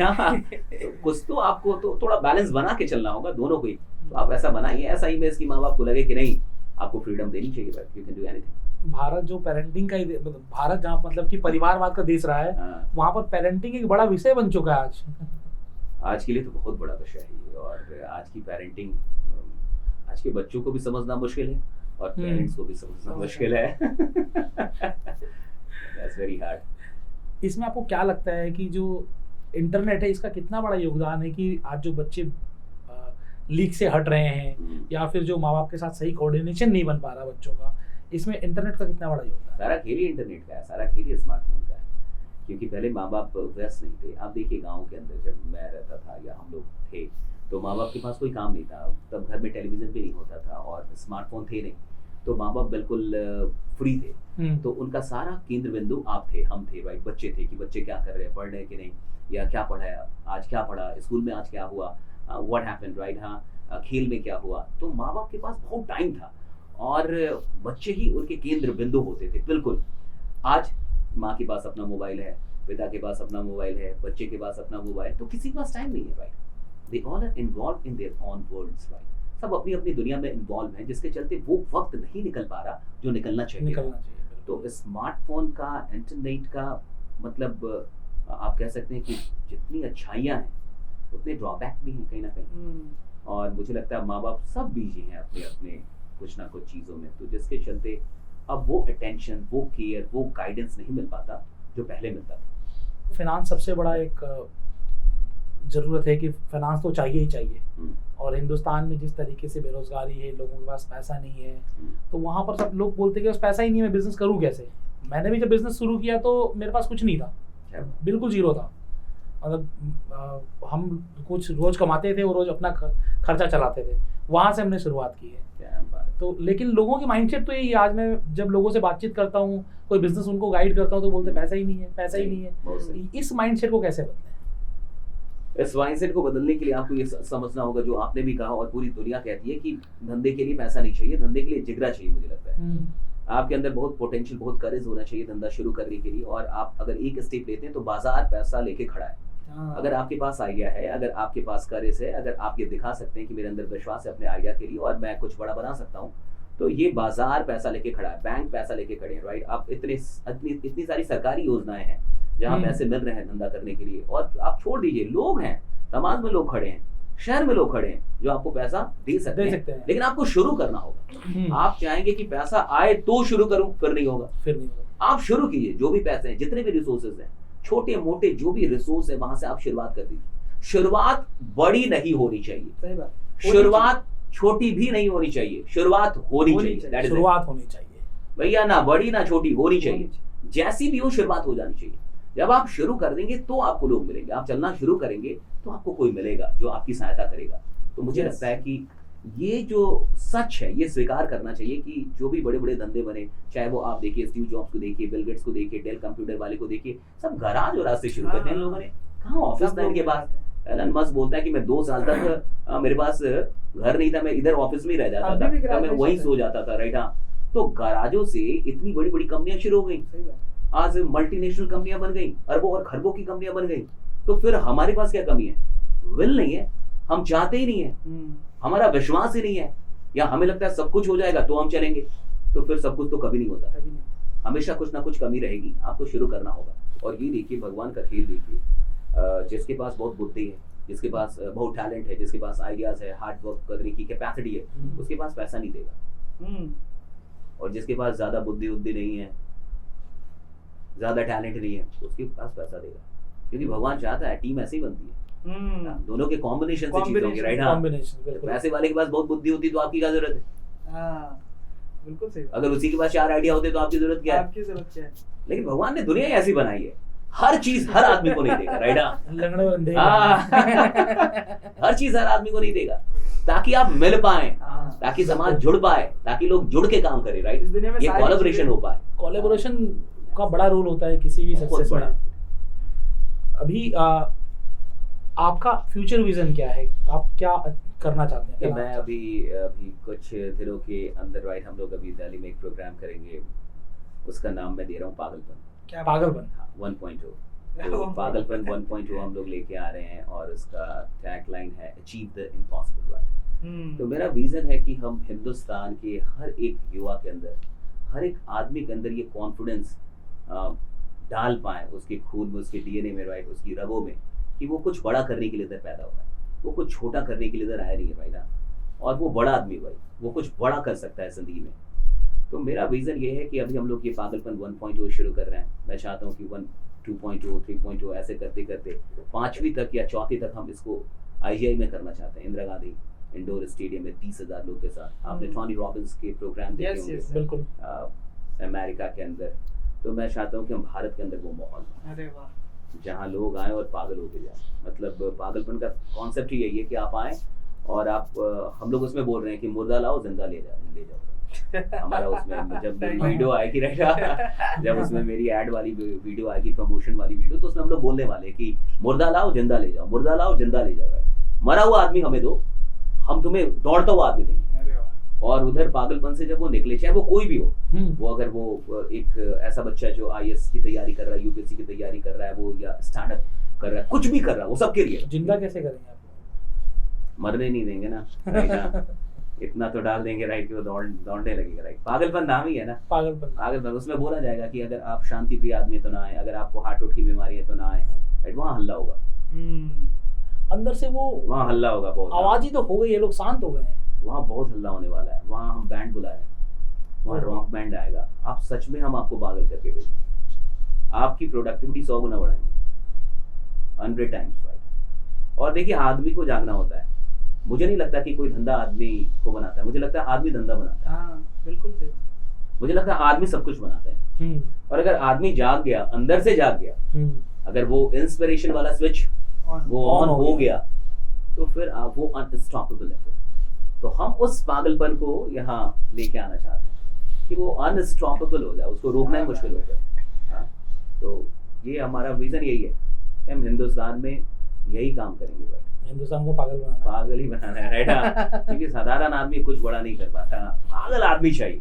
देखिए असंभव को संभव करने के लिए आपको कोई पागल आदमी चाहिए, पागल ही बनना पड़ता है। सच्चाई कोई आदमी अगर बल बना रहा हो 10,000 बार फेल हो जाए, वो पागल आदमी होता है भाई, जो 10,000 बार फेल होके भी फिर काम कर ले रहा है। वो KFC का मालिक वो 2 बार के बाद तीसरी बार तो करता नहीं है। तो कुछ बड़ा और कुछ असंभव सा वही आदमी कर सकता है जो सच में पागल हो। और हम वो कह सकते हैं वैसे लोग तैयार करना चाहते हैं हिंदुस्तान के अंदर। तो ऐसे लोगों को तैयार करने की टीम भी बहुत लगी है। टीम तो क्या इंडिया में तो खतरनाक लोग हैं ना। अच्छा टीम तो है अपने पास राइट है। ये लोगों को एक बड़ी दिक्कत आती है बिजनेसमैन की, अगर हम बात करें जो टीम की बात कर रहे हैं, टीम बनाने में ही सबसे बड़ी दिक्कत आती है। तो इसका सॉल्यूशन आप क्या हो? कैसे? देखिए लोग तो बहुत हैं, ये नहीं कह सकते कि लोगों की कमी है राइट। लोगों की तो कमी है ही नहीं है राइट। हाँ, तो जिसके पास कुछ ना कुछ गोल है या कुछ प्रॉब्लम्स शायद उसकी जिंदगी में या उसके परिवार में चल रहे होंगे, इसलिए वो बहुत एक्टिव है, सुपर एक्टिव है, काम करना चाहता है, या उसको अपने प्रॉब्लम्स का एहसास है, परिवार के प्रॉब्लम्स का उसको एहसास है, या उसके पास कुछ ड्रीम्स है जिसको वो सच में अचीव करना चाहता है। बुरा आदमी कौन है? जिसको इन सब चीजों का एहसास नहीं है, परिवार प्रॉब्लम में भी है लेकिन उसको एहसास नहीं, उसको फिक्र नहीं है राइट। वो आई डोंट केयर वाला आदमी, I don't care right. Family में क्या चल रहा है नहीं चल रहा है, माँ बाप को प्रॉब्लम है, फैमिली अभी वहां तक पहुंची नहीं है, किसी मंजिल तक नहीं, किसी ऊंचाई तक नहीं पहुंची, उसको कोई फर्क नहीं पड़ता। वो एक तरीके से बुरा है। कंपनी क्या है नहीं है, कंपनी क्या कर रही नहीं कर रही, कंपनी में क्या हो रहा है नहीं हो रहा, उसको कोई मतलब नहीं है। देखिए टीम में जब आप लोग सेलेक्ट करते हैं तो आप ये देखना चाहते हैं कि ये आदमी ऑनेस्ट कितना है। ओके सिंपल बात है। अपने काम को क्या ये ईमानदारी से करेगा, क्या ये काम करने के लिए तैयार है, हार्ड वर्क करने के लिए तैयार है। अगर वो हार्ड वर्क करने के लिए तैयार है और ईमानदार आदमी है तो उसको अच्छा और बुरा बनाना फिर हमारा खेल है, फिर वो मैनेजमेंट का खेल है कि हम उसको कैसा ट्रेनिंग देते हैं। काम तो आप किसी को भी सिखा सकते हैं बिल्कुल, लेकिन वो हार्ड वर्क का वो जुनून वो पैशन वो सिखाया नहीं जाता, वो कुछ तो अंदर होता है अंदर से आदमी। तो ऐसे लोग चुनिए ना जो सच में ईमानदार हो और जो सच में काम करना है, जो जिंदगी में कहीं पहुंचना चाहते हैं, वो रुकना नहीं चाहते, वो कहीं ना कहीं पहुंचना चाहते हैं। ये तो सच्चाई है। जो करना चाहता है ना वो आपके पास लगा रहता है। हमारी टीम में भी बहुत सारे लोग हैं जो बहुत कम सैलरी में आए थे, बस सीखने की जुनूनियत के साथ आए थे, और वो आज वो एक्सपर्ट हैं अपने फील्ड के, और आज वो बड़े मजे से काम कर रहे हैं और अच्छी सैलरी भी ले रहे हैं। लेकिन दिक्कत क्या है, जितना मैंने बहुत सारे लोगों के साथ बात किया है, बहुत सारे लोगों के साथ फेस किया है कि लोग स्टेबल नहीं है। उनका दिमाग चलता रहता है कि आज यहाँ कल वहाँ परसों वहाँ। ये स्टेबिलिटी लाना बड़ा मुश्किल वाला काम हो गया है। आप उनको अपने विजन से नहीं जोड़ पा रहे। एक मालिक के लिए, एक फाउंडर के लिए, या किसी भी ऐसे आदमी के लिए जिसको टीम बना के काम करना है, उसकी सबसे बड़ी रिस्पॉन्सिबिलिटी है कि वो अपने लोगों को अपने विजन के साथ जोड़ पाए राइट। देखिए जब मुझे ये नहीं दिख रहा कि मैं 5 साल के बाद आपके साथ कहाँ रहूंगा तो मैं भटक जाऊंगा राइट। मुझे ये देखना चाहिए कि मेरी जिंदगी आपके साथ कहाँ होगी, आज से 5 साल बाद, आज से 10 साल बाद, आज से 15 साल बाद मेरी जिंदगी आपके साथ कहाँ जाएगी। और अगर जहाँ जा रही है वहां से मैं खुश हूँ तो मैं टिक जाऊंगा। लेकिन अगर मुझे कुछ दिख ही नहीं रहा, ब्लर्ड विजन है राइट, या जो दिख रहा है वो बहुत छोटा लग रहा है राइट, जहाँ से मुझे लग नहीं रहा कि कुछ बड़ा हो पाएगा, तो शायद मैं भटक जाऊंगा, या मेरा ही गोल बड़ा तो शायद मैं भटक जाऊंगा, तो शायद। तो एक ऑनर को, एक लीडर को अपनी टीम के साथ वो विजन, वो मिशन, उससे उसको जोड़ना होता है कि यार हमारा मिशन क्या है, हम क्यों काम। अच्छा देखिए सब कुछ पैसा ही नहीं है, ये भी बात। बहुत ऐसे लोग हैं आज कॉर्पोरेट दुनिया के अंदर जिनको दूसरी कंपनियां बहुत ज्यादा पैसा देने के लिए तैयार है, लेकिन वो अपनी कंपनी नहीं छोड़ रहे क्योंकि उस कंपनी का कोई उद्देश्य है, कोई मिशन है जिससे वो जुड़ गए। Money is not everything, money से ऊपर है मिशन। तो अगर आपका कोई मिशन है और आप एक ऐसे मालिक हैं जो सिर्फ पैसों के लिए काम नहीं कर रहे हैं, कुछ मिशन है आपका राइट, और अगर आपके बंदे उस मिशन से जुड़ गए तो वो पैसों के लिए तो बिकाऊ नहीं होंगे। जो आदमी मिशनरी हो गया साहब, जो मिशन से जुड़ गया ना, वो पैसों से नहीं बिकता फिर, और ना खरीदा जा सकता है फिर, पैसा उसको खरीद ही नहीं सकता। तो एक ऑनर को, एक लीडर को कि अच्छा मिशन होना ही चाहिए। अगर आपके पास मिशन ही नहीं है तो आप लीडर तो है ही नहीं। बिल्कुल लीडर विदाउट मिशन क्या ही लीडर है भाई वो।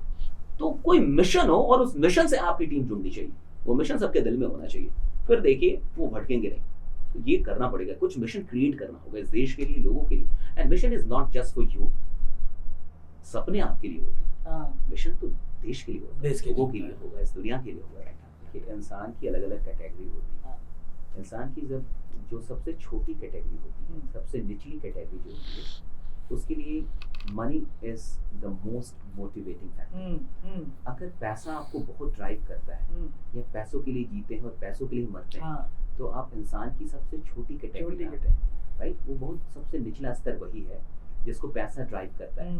उससे थोड़ा ऊपर आइए, उससे थोड़ी सी ऊपर में एक कैटेगरी आती है जिसको रिस्पेक्ट ड्राइव करता है। हाँ, पैसा ड्राइव नहीं करता, हम्म, वो काम करता है जहाँ रिस्पेक्ट हो। रिस्पेक्ट, आप ज्यादा भी पैसा क्यों ना दें, अगर इस कंपनी में इज्जत, मेरी रिस्पेक्ट yes. नहीं है, मैं भैया आपके पैसे को लात मार के वहां जाऊंगा Yes. जहाँ थोड़ा कम पैसा मिले, लेकिन मुझे रिस्पेक्ट मिलना चाहिए। agree. वो रिस्पेक्ट के लिए जीता है, रिस्पेक्ट के लिए काम करता है।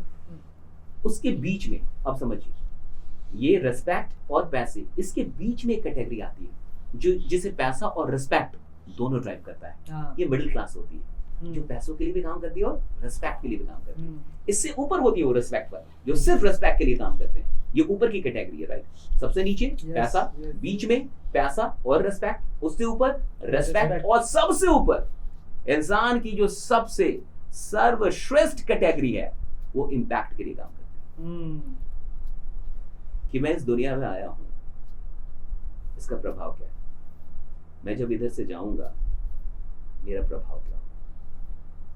तो कुछ ऐसे लोग होते हैं जो इम्पैक्ट के लिए जी रहे हैं, वो सबसे ऊपरी कैटेगरी है। उसको फर्क ही नहीं पड़ता कि आप गाली दे रहे हैं, रिस्पेक्ट नहीं दे रहे, कुछ कर रहे हैं, नहीं कर रहे हैं, उसको वो इम्पैक्ट से, वो किसी बड़े इम्पैक्ट के लिए जी रहा है। वो चाहता है कि उसकी जिंदगी का कुछ इम्पैक्ट होना चाहिए। वो इधर 7 अरब में आया ना, तो पता चलना चाहिए, जब वो जाए तो पता चलना चाहिए कि कोई आदमी निकल गया, कुछ कमी हो गई है। राइट, वो बेसिकली कनेक्ट हो गए हैं।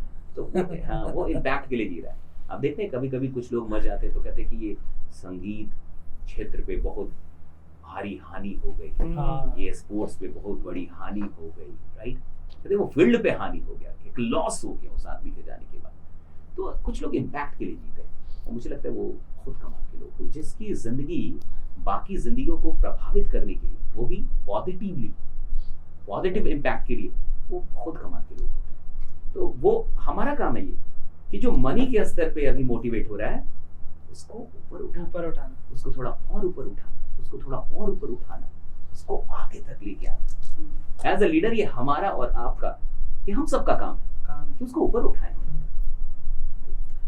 एज एन इन्फ्लुएंसर और ट्रेनर, आपकी लाइफ में ऐसा क्या लगता है कि आप ऐसा क्या नहीं कर पाते हैं जो आप एक आम आदमी के रूप में तो कर सकते हो, लेकिन आज एक बड़े इन्फ्लुएंसर हो, एक बड़े ट्रेनर हो, तो आप नहीं कर पाते? फालतू का टाइम बर्बाद नहीं कर पाते आप एक ट्रेनर होते हैं, जब आप एक कोच होते हैं, जब आप एक इन्फ्लुएंसर होते हैं, तो फालतू का टाइम बर्बाद करते ही आपके अंदर से कोई बोलने लगता है कि यार कुछ पढ़ ले, कुछ कर ले। राइट, हाँ, क्योंकि आपको लोगों की ज़िंदगी में वैल्यू एडिशन करना है।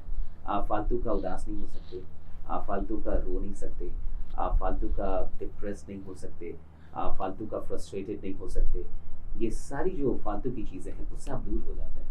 क्यों दूर हो जाते हैं? क्योंकि आपके पास लोगों की रिस्पॉन्सिबिलिटी होती है, और जब आपके पास बाकी लोगों की ज़िंदगी की एक रिस्पॉन्सिबिलिटी होती है, या इसका सेंस आपने डेवलप कर लिया है, तो ये सारी चीज़ों से आप बहुत दूर हो जाते हैं। राइट, तो फालतू का टाइम बर्बाद करना और फालतू की चीज़ों में इन्वॉल्व होना, फालतू की कुछ आदतों को अपने अंदर लेके आना, सब चीज़ों से आप बहुत दूर हो जाते हैं। तो मुझे लगता है ये फ़ायदेमंद है, इसमें घाटा नहीं है। कोई ऐसी 3 किताबें हैं जिसने आपकी लाइफ में बहुत इम्पैक्ट डाला हो?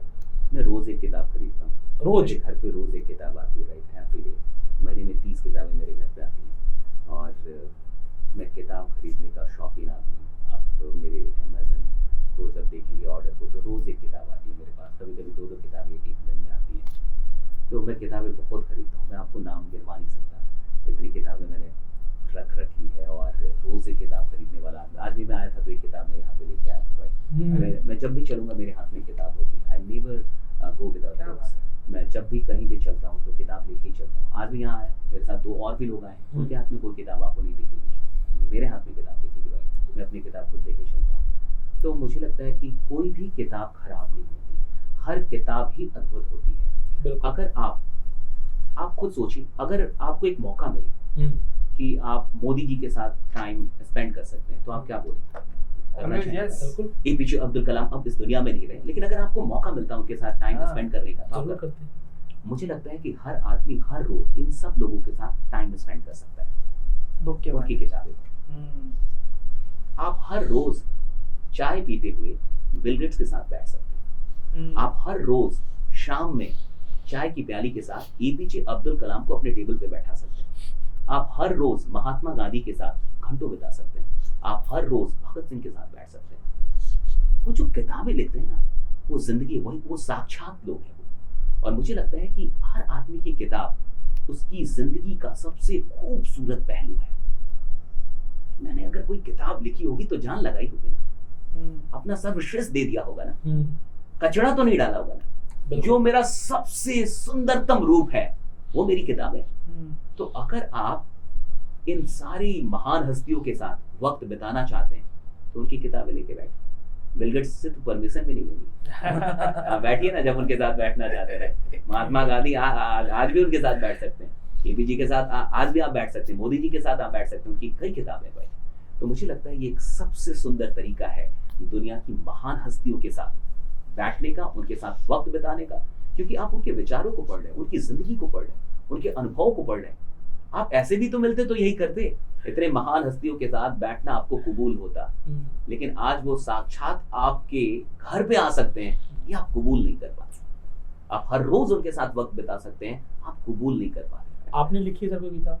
हाँ, मेरी एक किताब नेटवर्क मार्केटिंग के ऊपर है जो उपलब्ध है हर जगह पे, और अभी मैं एक दो और किताबें इस साल मेरी पब्लिश होंगी, मोस्ट प्रोबेबली कुछ अच्छे। मतलब हर कोई आपके साथ भी वक्त बिता सकता है। हाँ राइट, हाँ। कुछ ऐसी बुक जो सब लोग पढ़ पाए, उसके लिए अभी काम चल रहा है, उसके ऊपर हम लोग काम कर रहे हैं। सर इसी पढ़ने साल हो जाएगी। और काम के अलावा आपको क्या पसंद है? मुझे इससे ज़्यादा कुछ भी पसंद नहीं है। आप मुझे हमेशा कुछ ना कुछ पढ़ते हुए देखेंगे, या आप मुझे वीडियो देखते हुए देखेंगे, और जब भी मैं वीडियो देखता हूँ तो मैं अपनी डायरी और पेन लेके बैठता हूँ, और हो सकता है मैं जिम रॉन को सुन रहा हूँ और शायद 1 मिनट मैंने सुना हो, लेकिन मैं 2 घंटे से बैठा हूँ। मैं यही पूछने वाला था कि आप किनको सुनते हैं?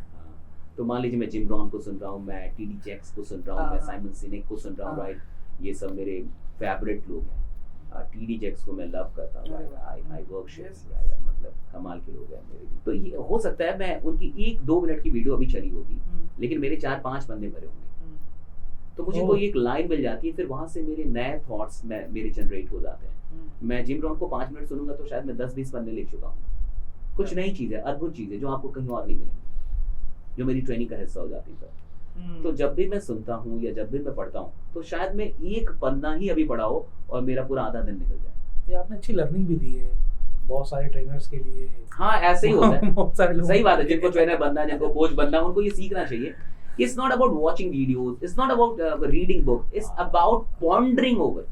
और जिस दिन आपको कोई एक लाइन मिले और आपको लगता हो कि रुक जाओ, कुछ और बनने लगा, तो आप समझिए आप क्रिएशन कर पा रहे हैं थॉट्स का, आप फिलॉसफी क्रिएट कर पा रहे हैं। सर सरल भाषा में या आपकी भाषा में जीवन क्या है? वक्त, एक शब्द, वक्त ही है। जिंदगी और वक्त में कुछ भी अंतर नहीं है। आपको जितना वक्त मिल रहा है यही जिंदगी है। अगर आप वक्त बर्बाद कर रहे हैं यानी आप अपनी जिंदगी को बर्बाद कर रहे हैं। कोई आदमी 18 साल का हो गया मान के चलिए, हम कहते हैं 18 साल, यानी 18 साल की जिंदगी उसने जी। तो 18 साल की जिंदगी का मतलब क्या है? 18 साल का वक्त उसको मिला, 19 साल का वक्त मिला। तो हम सब लोगों को हर रोज जो 24 घंटे मिल रहे हैं वही जिंदगी है। अब इस जिंदगी के साथ, इस वक्त के साथ आप क्या कर रहे हैं ये आपके ऊपर निर्भर है। तो जिंदगी कुल मिला के वक्त है, और जो आदमी जिंदगी के लिए सीरियस होगा वो अपने वक्त के लिए भी बहुत सीरियस होगा। जिस आदमी को जिंदगी की कद्र होगी उसे वक्त की कद्र होगी, और जिसने जिंदगी से कुछ लेना देना नहीं है उसको वक्त की कद्र नहीं है। लोग वक्त, सबसे बड़ा डायलॉग जो सुनने को मिलता है ना, मेरे पास वक्त ही तो नहीं है। जब भी होता है भाई ये काम है, वक्त नहीं है, वक्त नहीं है, वक्त नहीं है, कुछ नया करने का वक्त नहीं है, कुछ और नया वो ऐसा सीखने कुछ का कर वक्त भी नहीं नहीं है, रहे होते हैं, करने का वक्त नहीं है। हाँ, और वो ऐसा कुछ अचीव भी नहीं कर रहे होते। तो ये वक्त आखिर जाता कहाँ है पूरा दिन लोगों का? देखिए, जितने भी असफल लोग होंगे, जितने भी गरीब लोग होंगे, जितने भी एवरेज लोग रह जाएंगे जिंदगी में, जो लोग एवरेज रह जाएंगे और जिनके पास एवरेज अचीवमेंट्स होंगे, ये उनके ही डायलॉग होंगे कि मेरे पास वक्त नहीं है। एक्चुअली 24 घंटे बहुत होते हैं। अगर आप देखें तो 24 घंटे हर दिन जो 24 घंटे मिल रहे हैं ये बहुत ज्यादा होते हैं। और जो भी सफल लोग हैं वो इन 24 घंटों को मैनेज करना जानते हैं कि कैसे वो टाइम मैनेजमेंट करें। आप देखिए, एक आम आदमी का 80% वक्त अनप्रोडक्टिव चीजों पे जाता है, जिसका उसके गोल से, उसकी प्रोडक्टिविटी से, उसकी जिंदगी से, उसके अपग्रेडेशन से कोई लेना देना नहीं। 80% टाइम आपका वहां जा रहा है जो अनप्रोडक्टिव एक्टिविटीज है, अनप्रोडक्टिव चीजों पे जा रहा है, जहाँ से कोई फायदा नहीं है जिंदगी का। और सिर्फ 20% वक्त ही आप प्रोडक्टिव चीजों पे लगा पा रहे हैं। तो ये कहना कि मेरे पास वक्त नहीं है, इससे पहले आपको ये देखना होगा अपने भीतर झांक के कि आपका वक्त जा कहाँ पे रहा है। अगर कोई आदमी कह रहा है वक्त नहीं है, तो एक बार लिख के देखे, एक बार ऑब्जर्व करे थोड़ा सा कि वक्त आखिर जा कहाँ रहा है, फिर उसको पता चलेगा वक्त ही वक्त है। फालतू की चीजों में वक्त जा रहा है, 2-4 घंटे तो मोबाइल पे बर्बाद होते हैं हर आदमी के आज के डेट में भाई। अब वो जो 2-4 घंटे मोबाइल पे बर्बाद हो रहे हैं, हाँ वो भी तो वक्त ही है ना, आप ही का वक्त है जो आप बर्बाद कर रहे हैं। अगर बर्बाद होने वाले वक्त को कैलकुलेट किया जाए और उन्हें प्रोडक्टिव चीजों में लगा दिया जाए तो आपके पास बहुत वक्त है। अगर आप उसे इग्नोर कर रहे हैं या फिर आपकी ऐसी कोई फिलॉसफी है कि भाई जिंदगी है सिर्फ काम ही थोड़े करेंगे, और भी तो चीजें हैं लाइक मौज मस्ती भी तो करनी है और बैलेंस बना रहना चाहिए, सिर्फ काम से थोड़े होता है, तो आपकी कैटेगरी चैंपियंस वाली नहीं, आप वहां बिलोंग नहीं करते। आप शेर हैं लेकिन सर्कस वाले। आप आए तो शेर ही बन के हैं, बट चिड़ियाघर में भी कुछ शेर को रखा जाता है जिसको लोग आके देखें, थोड़ा मजाक उड़ाएं, राइट। हाँ, तो आप वही वाले हैं, आप आदमी ही आए हैं करने, तो आप बड़ा ही आए थे, बट आपने जो फिलॉसफीज तैयार की, जो दर्शन तैयार किए, वो कमजोर दर्शन थे, गरीबों के दर्शन थे। क्योंकि जिन्हें चैंपियन बनना है, जिन्हें बड़ा आदमी बनना है भैया, वो ऐसी बात नहीं करते। ठीक बात है। उनके लिए काम सब कुछ। अब शाहरुख खान कहते हैं मैं 4 घंटे सोता हूँ, अमिताभ बच्चन कहते हैं मैं 4 घंटे सोता हूँ, मोदी जी कहते हैं मैं 4 घंटे सोता हूँ। आप सोचिए मिडिल क्लास के बहुत सारे लोग 12 घंटे सोते हैं, तो क्या ये लोग उनके बाप हैं जो 12 घंटे सोएंगे? लेकिन मुझे तो ये भी गलत लगता है, एज पर साइंस आपको कम से कम 6 से 7 घंटे की नींद प्रॉपर लेनी चाहिए। साइंस तोड़ देते ना पागल लोग, साइंस के बाहर चले जाते हैं, उन्हें फर्क नहीं पड़ता ना, उन पे साइंस फिर अप्लाई नहीं हो पाता। यही तो बात है, इसलिए तो एक मोदी मिलेंगे, एक शाहरुख मिलेंगे, राइट। क्यों? देखिए अगर आप वही कर रहे हैं जो बड़ा कॉमन है भाई, अगर सबके लिए 8 घंटा सोना कॉमन है और आपके लिए भी 8 घंटा ही सोना कॉमन है, कंफर्टेबल है, तो फिर आप में कुछ अलग है भी तो नहीं। तो फिर जहाँ करोड़ों लोग पहुंचेंगे वहीं आप भी पहुंचेंगे, आप उस भीड़ का हिस्सा बन के रहेंगे। अगर आपको भीड़ से अलग होना है या आपको एक लीडर होना है जिसको भीड़ फॉलो करे, तो एक लीडर कौन होता है? जिसमें कुछ करिश्माई चीज है, जिसमें कुछ तो ऐसा हो जो बाकी लोगों में नहीं। मैं आपको अपना लीडर मान रहा हूँ। क्यों मानूंगा भाई मैं आपको अपना लीडर? क्योंकि मैं कुछ ऐसा है जो नहीं कर पा रहा, जो आप बहुत आराम से कर देते हैं, आसानी से कर देते हैं। आपके लिए बहुत आसान है, मेरे लिए बड़ा मुश्किल है। मुझे लगता है कि ये तो संभव नहीं है, अगर मैं कर भी दूं तो टेंशन में हो जा, मेरी बॉडी कंफर्ट में नहीं है, राइट, मैं पूरा स्ट्रेस्ड फील कर रहा हूं, और आप उसी काम को बहुत आसानी से कर रहे हैं। तब तो मैं आपको फॉलो कर रहा हूँ, तब तो मैं आपको रिस्पेक्ट कर रहा हूँ, तब तो मैं आपके पीछे चलने के लिए तैयार हूँ, आपकी एक बात पे मैं उठ के खड़ा हो जाने के लिए तैयार हूँ। तो जिस आदमी ने बहुत आगे जाना है वो इन लफड़ों में नहीं फंसता कि 6 घंटे सोना जरूरी है या 7 घंटे या 8 घंटे भी, या नींद लगती है सो लेता है। और जो आदमी सोता है ना साहब, और जिसके सपने हैं, सपने उसको बहुत जल्दी उठा देते हैं। अगर आपके अंदर सपने हैं ना, तो वो सपने आपको ज्यादा सोने ही नहीं देते, वो तो 6 घंटे में उठा देंगे आपको, हार्डली 6 घंटे। 6 घंटे में आपकी नींद टूट जाएगी। और जो आदमी 12 घंटे सो रहा है, अभी उसके पास कोई ड्रीम नहीं, कोई सपना ही नहीं है साहब। और अगर वो इससे डर रहा है कि भाई ज्यादा नहीं सोया तो कहीं पागल, तो मैं लिख के देता हूँ, तो पागल नहीं होगा। तू 6 घंटे भी सोएगा तो बिल्कुल आदमी रहेगा, मस्त आदमी रहेगा, जो सोने की वजह से मरा हो। हाँ कुछ नहीं होता, राइट। हाँ, तब फालतू की बातें उसको 2-4 लोगों ने बता दी है। वो 8 घंटे सो रहा है, 12 घंटे सो रहा है। 12 घंटे आदमी तब सोए ना जब उसके पास बहुत कुछ हो गया भाई। हाँ, अच्छा, जिनके पास सच में बहुत कुछ हो गया वो तो 4-5-6 घंटे से काम चला रहे हैं। अभी तो कुछ हुआ भी नहीं है, बहुत सारे लोग बहुत कुछ हो गया, उनको बहुत सारा ज्ञान मिल जाता है। सर इस रेस में या इस विजन में, बहुत मेहनत में, 18 घंटे काम करने में कहीं ना कहीं परिवार का समय कम हो जाता है, कहीं ना कहीं रिश्तों पे इम्पैक्ट आता है। देखिए रिश्तों पे इम्पैक्ट तब भी आ सकता है जब आप जिंदगी भर घर में रहें। आप 18 घंटे घर में भी रहे ना, फिर भी हो सकता है कि आपका रिश्ता बढ़िया नहीं है अपनी वाइफ के साथ, अपने बच्चों के साथ, राइट। और कोई आदमी 18 महीने बाहर भी रहता है ना, हो सकता है फिर भी उसके रिश्ते बहुत अच्छे हैं। रिश्ते दूरी और नजदीकी से नहीं चलते, रिश्ते इस बात से भी नहीं चलते कि हम वक्त कितना दे रहे हैं। रिश्तों का लेबल इमोशनल फैक्टर है एक, राइट। और हम और आप अगर इमोशनल लेवल पे जुड़े हुए हैं और एक दूसरे की कदर करते हैं और एक दूसरे को समझते हैं, तो हम और आप एक रिश्ते में आए क्यों हैं? एक दूसरे को ऊपर उठाने के लिए, ना कि आप ऊपर उठ रहे हैं तो मैं कहूँ नहीं मैं तो नीचे हूँ, तू भी नीचे आ जा राइट ना, मैं भी कुछ नहीं कर रहा, तू भी कुछ नहीं कर रहा। इसके लिए हम नहीं आए रिश्ते में। हम और आप रिश्ते में इसलिए आए हैं कि मेरे जो सपने हैं अब आप भी मेरे साथ आ गए हैं, तो मैं उन सपनों तक और तेजी में पहुंच जाऊँ राइट ना। और अगर मेरी किसी चीज में खुशी है, किसी काम में मेरी खुशी है, तो आप अगर सच में मुझसे रिश्ता रखते हैं, आप सच में अगर मेरे दिल से जुड़े हुए हैं, तो आप उस काम के लिए मुझे और प्रेरित करेंगे, ना कि मुझे उससे दूर करेंगे राइट। तो मैं उन रिश्तों को रिश्ता नहीं समझता जो काम से दूर करें आपको, जो आपके ड्रीम से आपको दूर करे, जो आपके एम्बिशन से आपको दूर करे, जो आपके अपग्रेडेड वर्जन में रुकावट बन जाए, जो आपको अपग्रेड नहीं करने दे रहे, वो रिश्ते थोड़े हैं।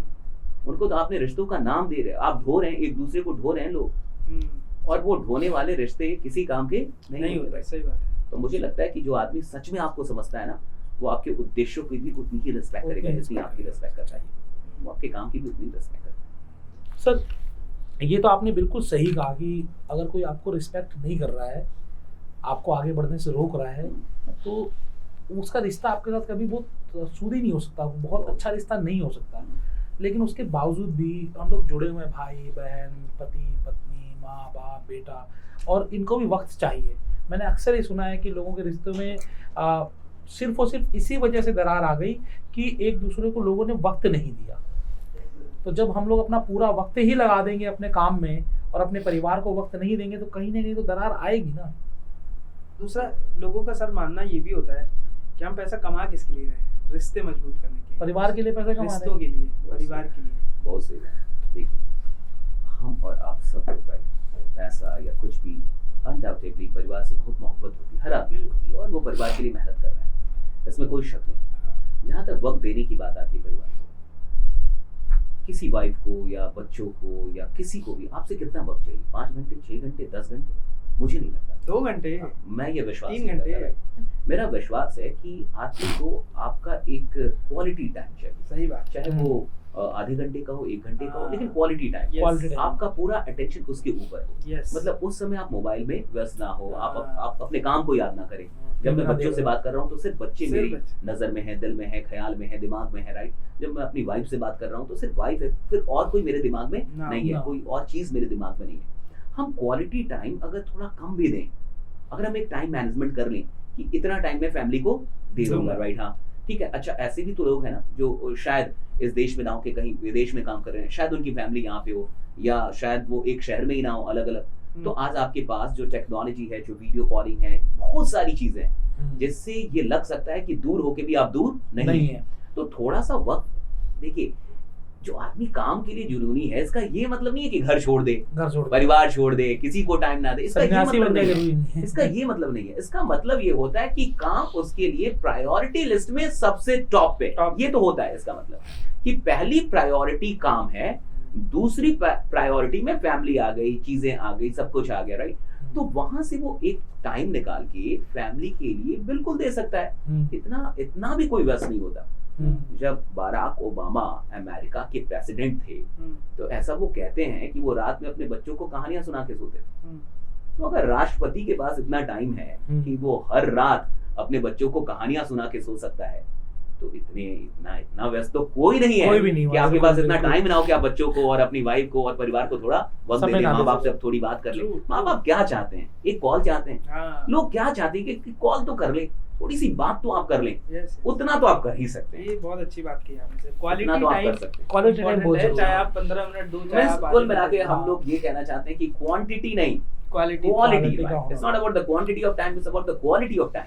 क्योंकि अच्छा क्वालिटी टाइम लेके तो सबको ही चलना है, परिवार को भी खुश रखना है, कि बिल्कुल रखना है, उनके लिए तो सब कुछ कर रहे हैं। और ये बात वो भी, उनको भी समझना होगा ये बात। ये भी एक और बात है कि परिवार भी इस बात को समझे कि ये सारी चीजें उनके लिए ही हो रही हैं। एक दूसरे के सहयोग से कोई भी काम चलता है, बिना सहयोग के तो कुछ भी नहीं चलने वाला भाई। अभी आपने बात की टाइम मैनेजमेंट की, मैं भी बहुत सारे बिजनेस से मिलता हूँ, बहुत सारे लोगों से मिलता हूँ। सबसे बड़ा जो मुझे इशू नजर आता है ना लोगों के बीच, जो टाइम मैनेजमेंट का होता है, वो मैनेज नहीं कर पाते हैं टाइम को। काम भी बहुत ज़्यादा है, सारा काम करना भी ज़रूरी है, आपको वर्क लाइफ बैलेंस भी बनाना है। तो टाइम मैनेजमेंट करने के लिए कुछ टिप्स अगर आप दे पाए तो। आज I am giving you a big मंत्र ऑफ टाइम मैनेजमेंट। जितने भी लोग इसे देख रहे हैं, सुन रहे हैं, एक सबसे बड़ा मंत्र है कि आपके पास घड़ी है या स्मार्टफोन है और जितना भी बज रहा है, मान के चलिए 7 बजने वाले हैं। हाँ। तो शाम के 7 बज रहे हैं हाँ। हमारे, जब हम लोग ये पॉडकास्ट शूट कर रहे हैं, राइट, रिकॉर्ड कर रहे हैं। तो 7 बज गया ना, तो आप घड़ी को देखिए और घड़ी से पूछिए और अपने आप से आप पूछिए कि अगले 1 घंटे में मेरा गोल क्या है, नेक्स्ट 1 आवर का मेरा गोल क्या है? क्या, what is my goal for next 1 hour. 1 साल के लिए नहीं, 1 घंटे 10 साल के लिए नहीं, 4 साल के लिए नहीं, भाई अगले 1 घंटे का मेरा गोल क्या है, अगले 1 घंटे में क्या करने वाला हूँ, अगले 1 घंटे का यूटिलाइजेशन मैं कैसे करूंगा। और आपने मान लीजिए तय किया कि अगले 1 घंटे में चैटिंग करूंगा, आराम से कीजिए, लेकिन पूछ के कीजिए खुद से।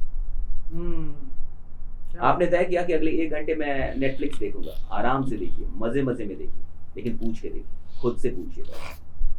अगर आपने जिंदगी में यह आदत डाल ली कि घड़ी देख के आप खुद से पूछते हैं कि अगले 1 घंटे का मेरा गोल क्या है, मैं ये नहीं कह रहा कि आप प्रोडक्टिव काम करें या ना करें या अनप्रोडक्टिव, नहीं, मैं कह रहा हूँ अगले 1 घंटे का मेरा गोल है, मैं टाइम बर्बाद करूंगा, मजे मजे में कीजिए, फिर भी आप आदमी कमाल के होंगे, मैं गारंटी लेता हूँ इसकी, आप आदमी कमाल के हो जाएंगे। लेकिन पूछ के बर्बाद कीजिए, खुद से पूछिए अगले 1 घंटे का मेरा गोल क्या है, कीजिए ना बर्बाद। मुझे बात करनी है किसी से फोन पे, कीजिए ना बात, लेकिन पूछ के कीजिए, राइट, आप आदमी कमाल के हो जाएंगे। लकीली सर कल मैं राहुल मेरी टीम से और छोटा भाई पुनीत को, मैं उनको कल यही बता रहा था, और मैंने भी ये परसों से चालू किया है कि मैं 1 घंटे की अपना काम, मतलब मैंने 12 बजे उठा, तो 12 से 1 मैंने क्या किया वो मैं लिखूं, क्या बात, 1 से 2 बजे मैं क्या कर रहा हूँ मैं लिखूं। मैंने इनको भी कल बोला और वो सेम चीज आपने बोला है।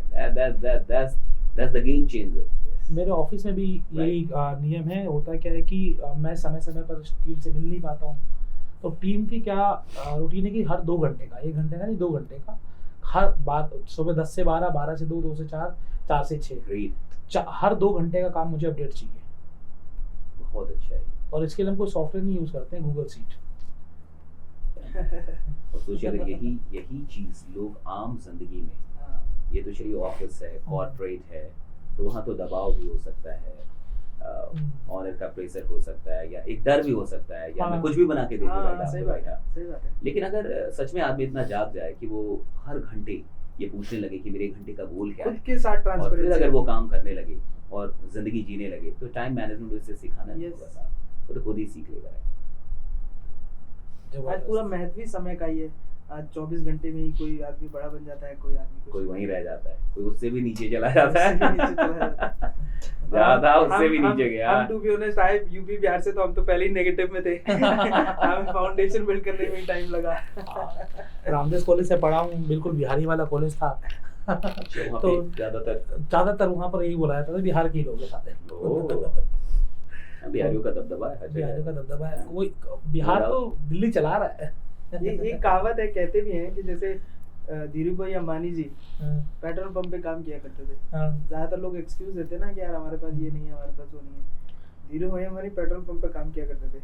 आज हम तो उससे ऊपर हैं। हम में से कोई पेट्रोल पंप पे काम कर रहा है क्या? नहीं। बस अंतर इतना है कि वो पेट्रोल पंप पे काम करते हुए भी ये सोचते थे कि एक दिन मेरे नाम का पेट्रोल, और हम शायद इस स्तर पे भी उतनी बड़ी सोच नहीं कर पा रहे। देखिए, हिम्मत काम करने में नहीं लगती, हिम्मत सपना देखने में लगती है। और किसी भी आदमी की औकात उतनी बड़ी है जितना बड़ा उसका सपना है। इसीलिए आज शुरू में सर बात हुई थी ना कि यार अब सपना देखना सीखो। सपना देखो भाई, बड़ा सपना देखो, क्योंकि आपकी औकात उतनी होगी जितने बड़े आपके सपने हैं। आप मुझे अपना सपना बताइए, मैं आपको आपकी औकात बता सकता हूं। औकात सर आप जाएंगे कहाँ, राइट? सर औकात है क्या, कैसे डिफाइन करेंगे इसको? औकात है, ये हिम्मत है, औकात जिद है, औकात साहस है, राइट? औकात एक दुस्साहस है कि आपको क्या लगता है अपने बारे में, आप कौन है, आप कौन है, इसका जवाब है औकात। आप कौन है, इसका जवाब औकात है, राइट? कि मैं कौन, तो आपकी नजर में आप कौन है, और जो आप अपनी नजर में है वही आपकी असली औकात है। बिल्कुल सही। दूसरों की नजर में तो आदमी कुछ भी बन सकता है, अपनी नजर में जो आप है वही आपकी असली औकात है। तो आपके सपने जो है ना, वो इसका जवाब देते हैं कि मैं कौन। अगर मैं कहता हूँ कि मैं प्रधानमंत्री बनूंगा जी एक दिन, अगर मैं कहता हूँ कि एक दिन मैं बिहार लीड करूंगा, मैं मुख्यमंत्री होऊंगा, तो आपको मानना होगा ना कि आदमी औकात बड़ी रखता है, या इसमें कुछ तो है कि ये ऐसी बातें कर रहा है। तो जो बड़ी बातें कर रहा है या बड़ा सपना देख रहा है, यानी उसकी औकात भी बड़ी, डेफिनेटली बड़ी है। और जो बड़ा सपना देख ही नहीं सकता, वो बड़ा करेगा कैसे? करेगा कैसे? आप जो देखेंगे ना, उसी को हकीकत में बदल पाएंगे। जो चीज आपको दिखती ही नहीं है वो आपको कभी मिलती भी नहीं है। आपको मिलता वही है जितना आपको दिखता है। और बड़े सपने देखने में सर एनवायरनमेंट का बहुत बड़ा रोल है। आज आप जिस एनवायरनमेंट में रह रहे हो वैसे ही सपने बनते हैं। जैसे अगर मैं कहीं छोटी जगह में रह रहा हूँ तो वहाँ अगर 4 लोग बड़ा नहीं कर रहे तो मेरा वो सपना कभी बनेगा ही नहीं। देखिए, एनवायरनमेंट का रोल होता है, आपको काम करने के लिए जो प्रेरणा मिलती है वो एनवायरनमेंट से मिलती है, जो एक सपोर्ट मिलता है, राइट, रास्ते में। लेकिन शुरुआत करने में या सपना देखने में मुझे नहीं लगता एनवायरनमेंट का खेल है। पेट्रोल पंप पे जब आदमी एक अटेंडेंट के रूप में काम कर रहा होगा तो वहाँ कोई एनवायरनमेंट नहीं होगा। वो ऐसा नहीं है कि बहुत कोई खतरनाक एनवायरनमेंट होगा या कोई बहुत, ठीक है वो जाके ताज में चाय पीते थे, ये अलग बात है, राइट। लेकिन ये भी क्लियर नहीं है कि इन सब चीजों का कोई महत्व है। एपीजे अब्दुल कलाम अखबार भेज रहे थे, राइट, वो भी एक गरीब घर से निकले। आप लालू यादव को देखिए उधर बिहार में, राइट, वो भी एक गरीब घर से निकले।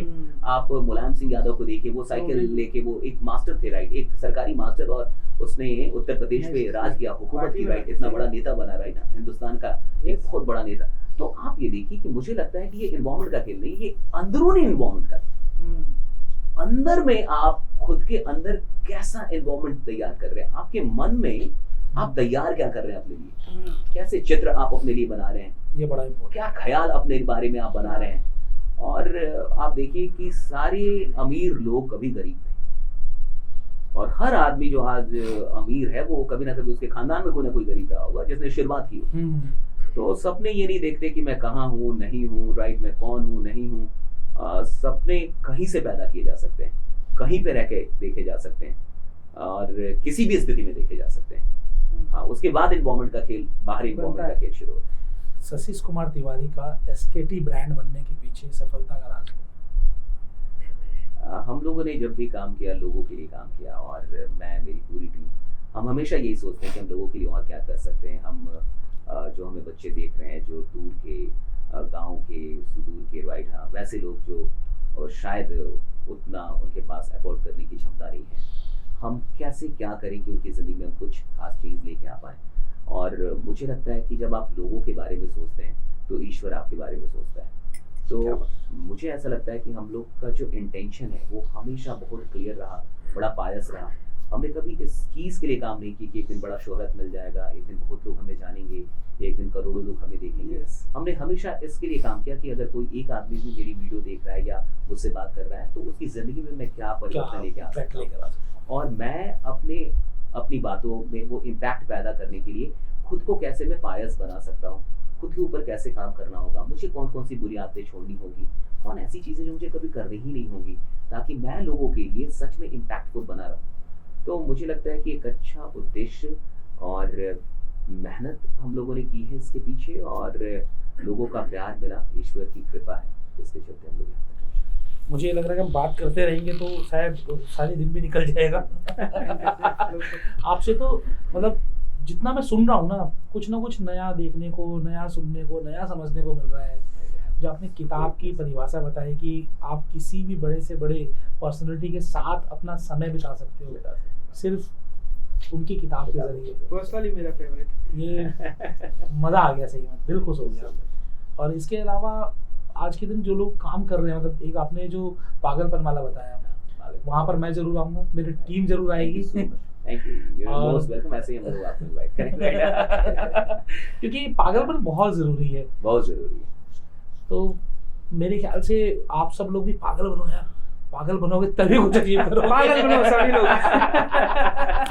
मैंने कई लोगों से शेयर किया कि यार हमारा नाम ये रहने वाला है, पागलपन। तो people were very astonished, very surprised यार, क्या खतरनाक नाम है, राइट, पागलपन। Achieve the impossible, right? The tagline is achieve the impossible। और मजा आएगा, हम लोग कुछ बड़ा करना चाहते हैं हिंदुस्तान में। मैं चाहता हूँ कि ट्रेनिंग और मोटिवेशन, इन सब चीज़ों को हम लोग बहुत दूर लेके जाए, और कोई डिप्रेशन में ना जाए, कोई सुसाइड ना करे, कोई फालतू की बातें ना सोचे, फालतू का अपना वक्त बर्बाद ना करे। हम लोग सब लोग कुछ ऐसा करें कि कुछ लोग की जिंदगियों को हम लोग बदल पाए। जिंदगी की परिभाषा वक्त, ये वक्त हर किसी के पास लिमिटेड है, और ये सोचो कि अगला 1 घंटा आप क्या करने वाले हो। सर एक मूल मंत्र अपने जीवन का या आपका अभी तक का जो पूरा एक्सपीरियंस रहा है, सिर्फ एक मूल मंत्र जो देना चाहिए। मैं कभी रुका नहीं. I never stopped. I never cried. I never doubted myself. मैंने कभी अपने ऊपर शक नहीं किया. जब हम लोग बहुत संघर्ष कर रहे थे, पैसे नहीं थे और काफ़ी स्ट्रगल का टाइम था, जब काम नहीं था कुछ खास, तब भी मुझे ऐसा लगता था कि हम कुछ बड़ा करेंगे भाई. उस वक्त भी हमें लगता था कि हम लोग कुछ तो बड़ा करेंगे. आज भी लगता है कि कुछ बड़ा करेंगे. अभी भी ऐसा लगता नहीं कि कुछ किया है.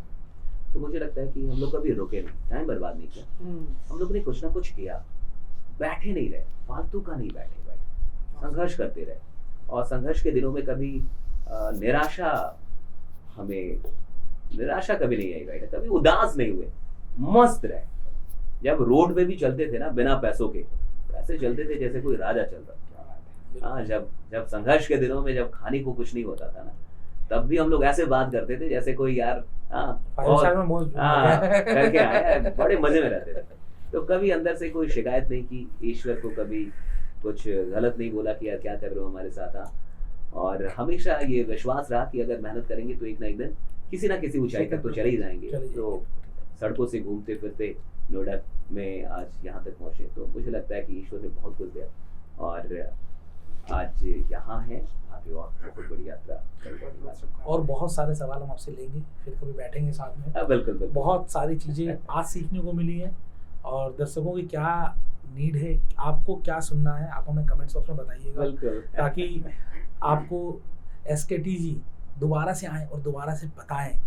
We are always there for you. और आज आपने अपने इतना कीमती समय दिया, महत्वपूर्ण जानकारी दी, इसके लिए मैं आपका तहे दिल से धन्यवाद. Thank you so much everyone. Thank you all the audience right. बहुत बहुत शुक्रिया तमाम लोग. Thank you so much.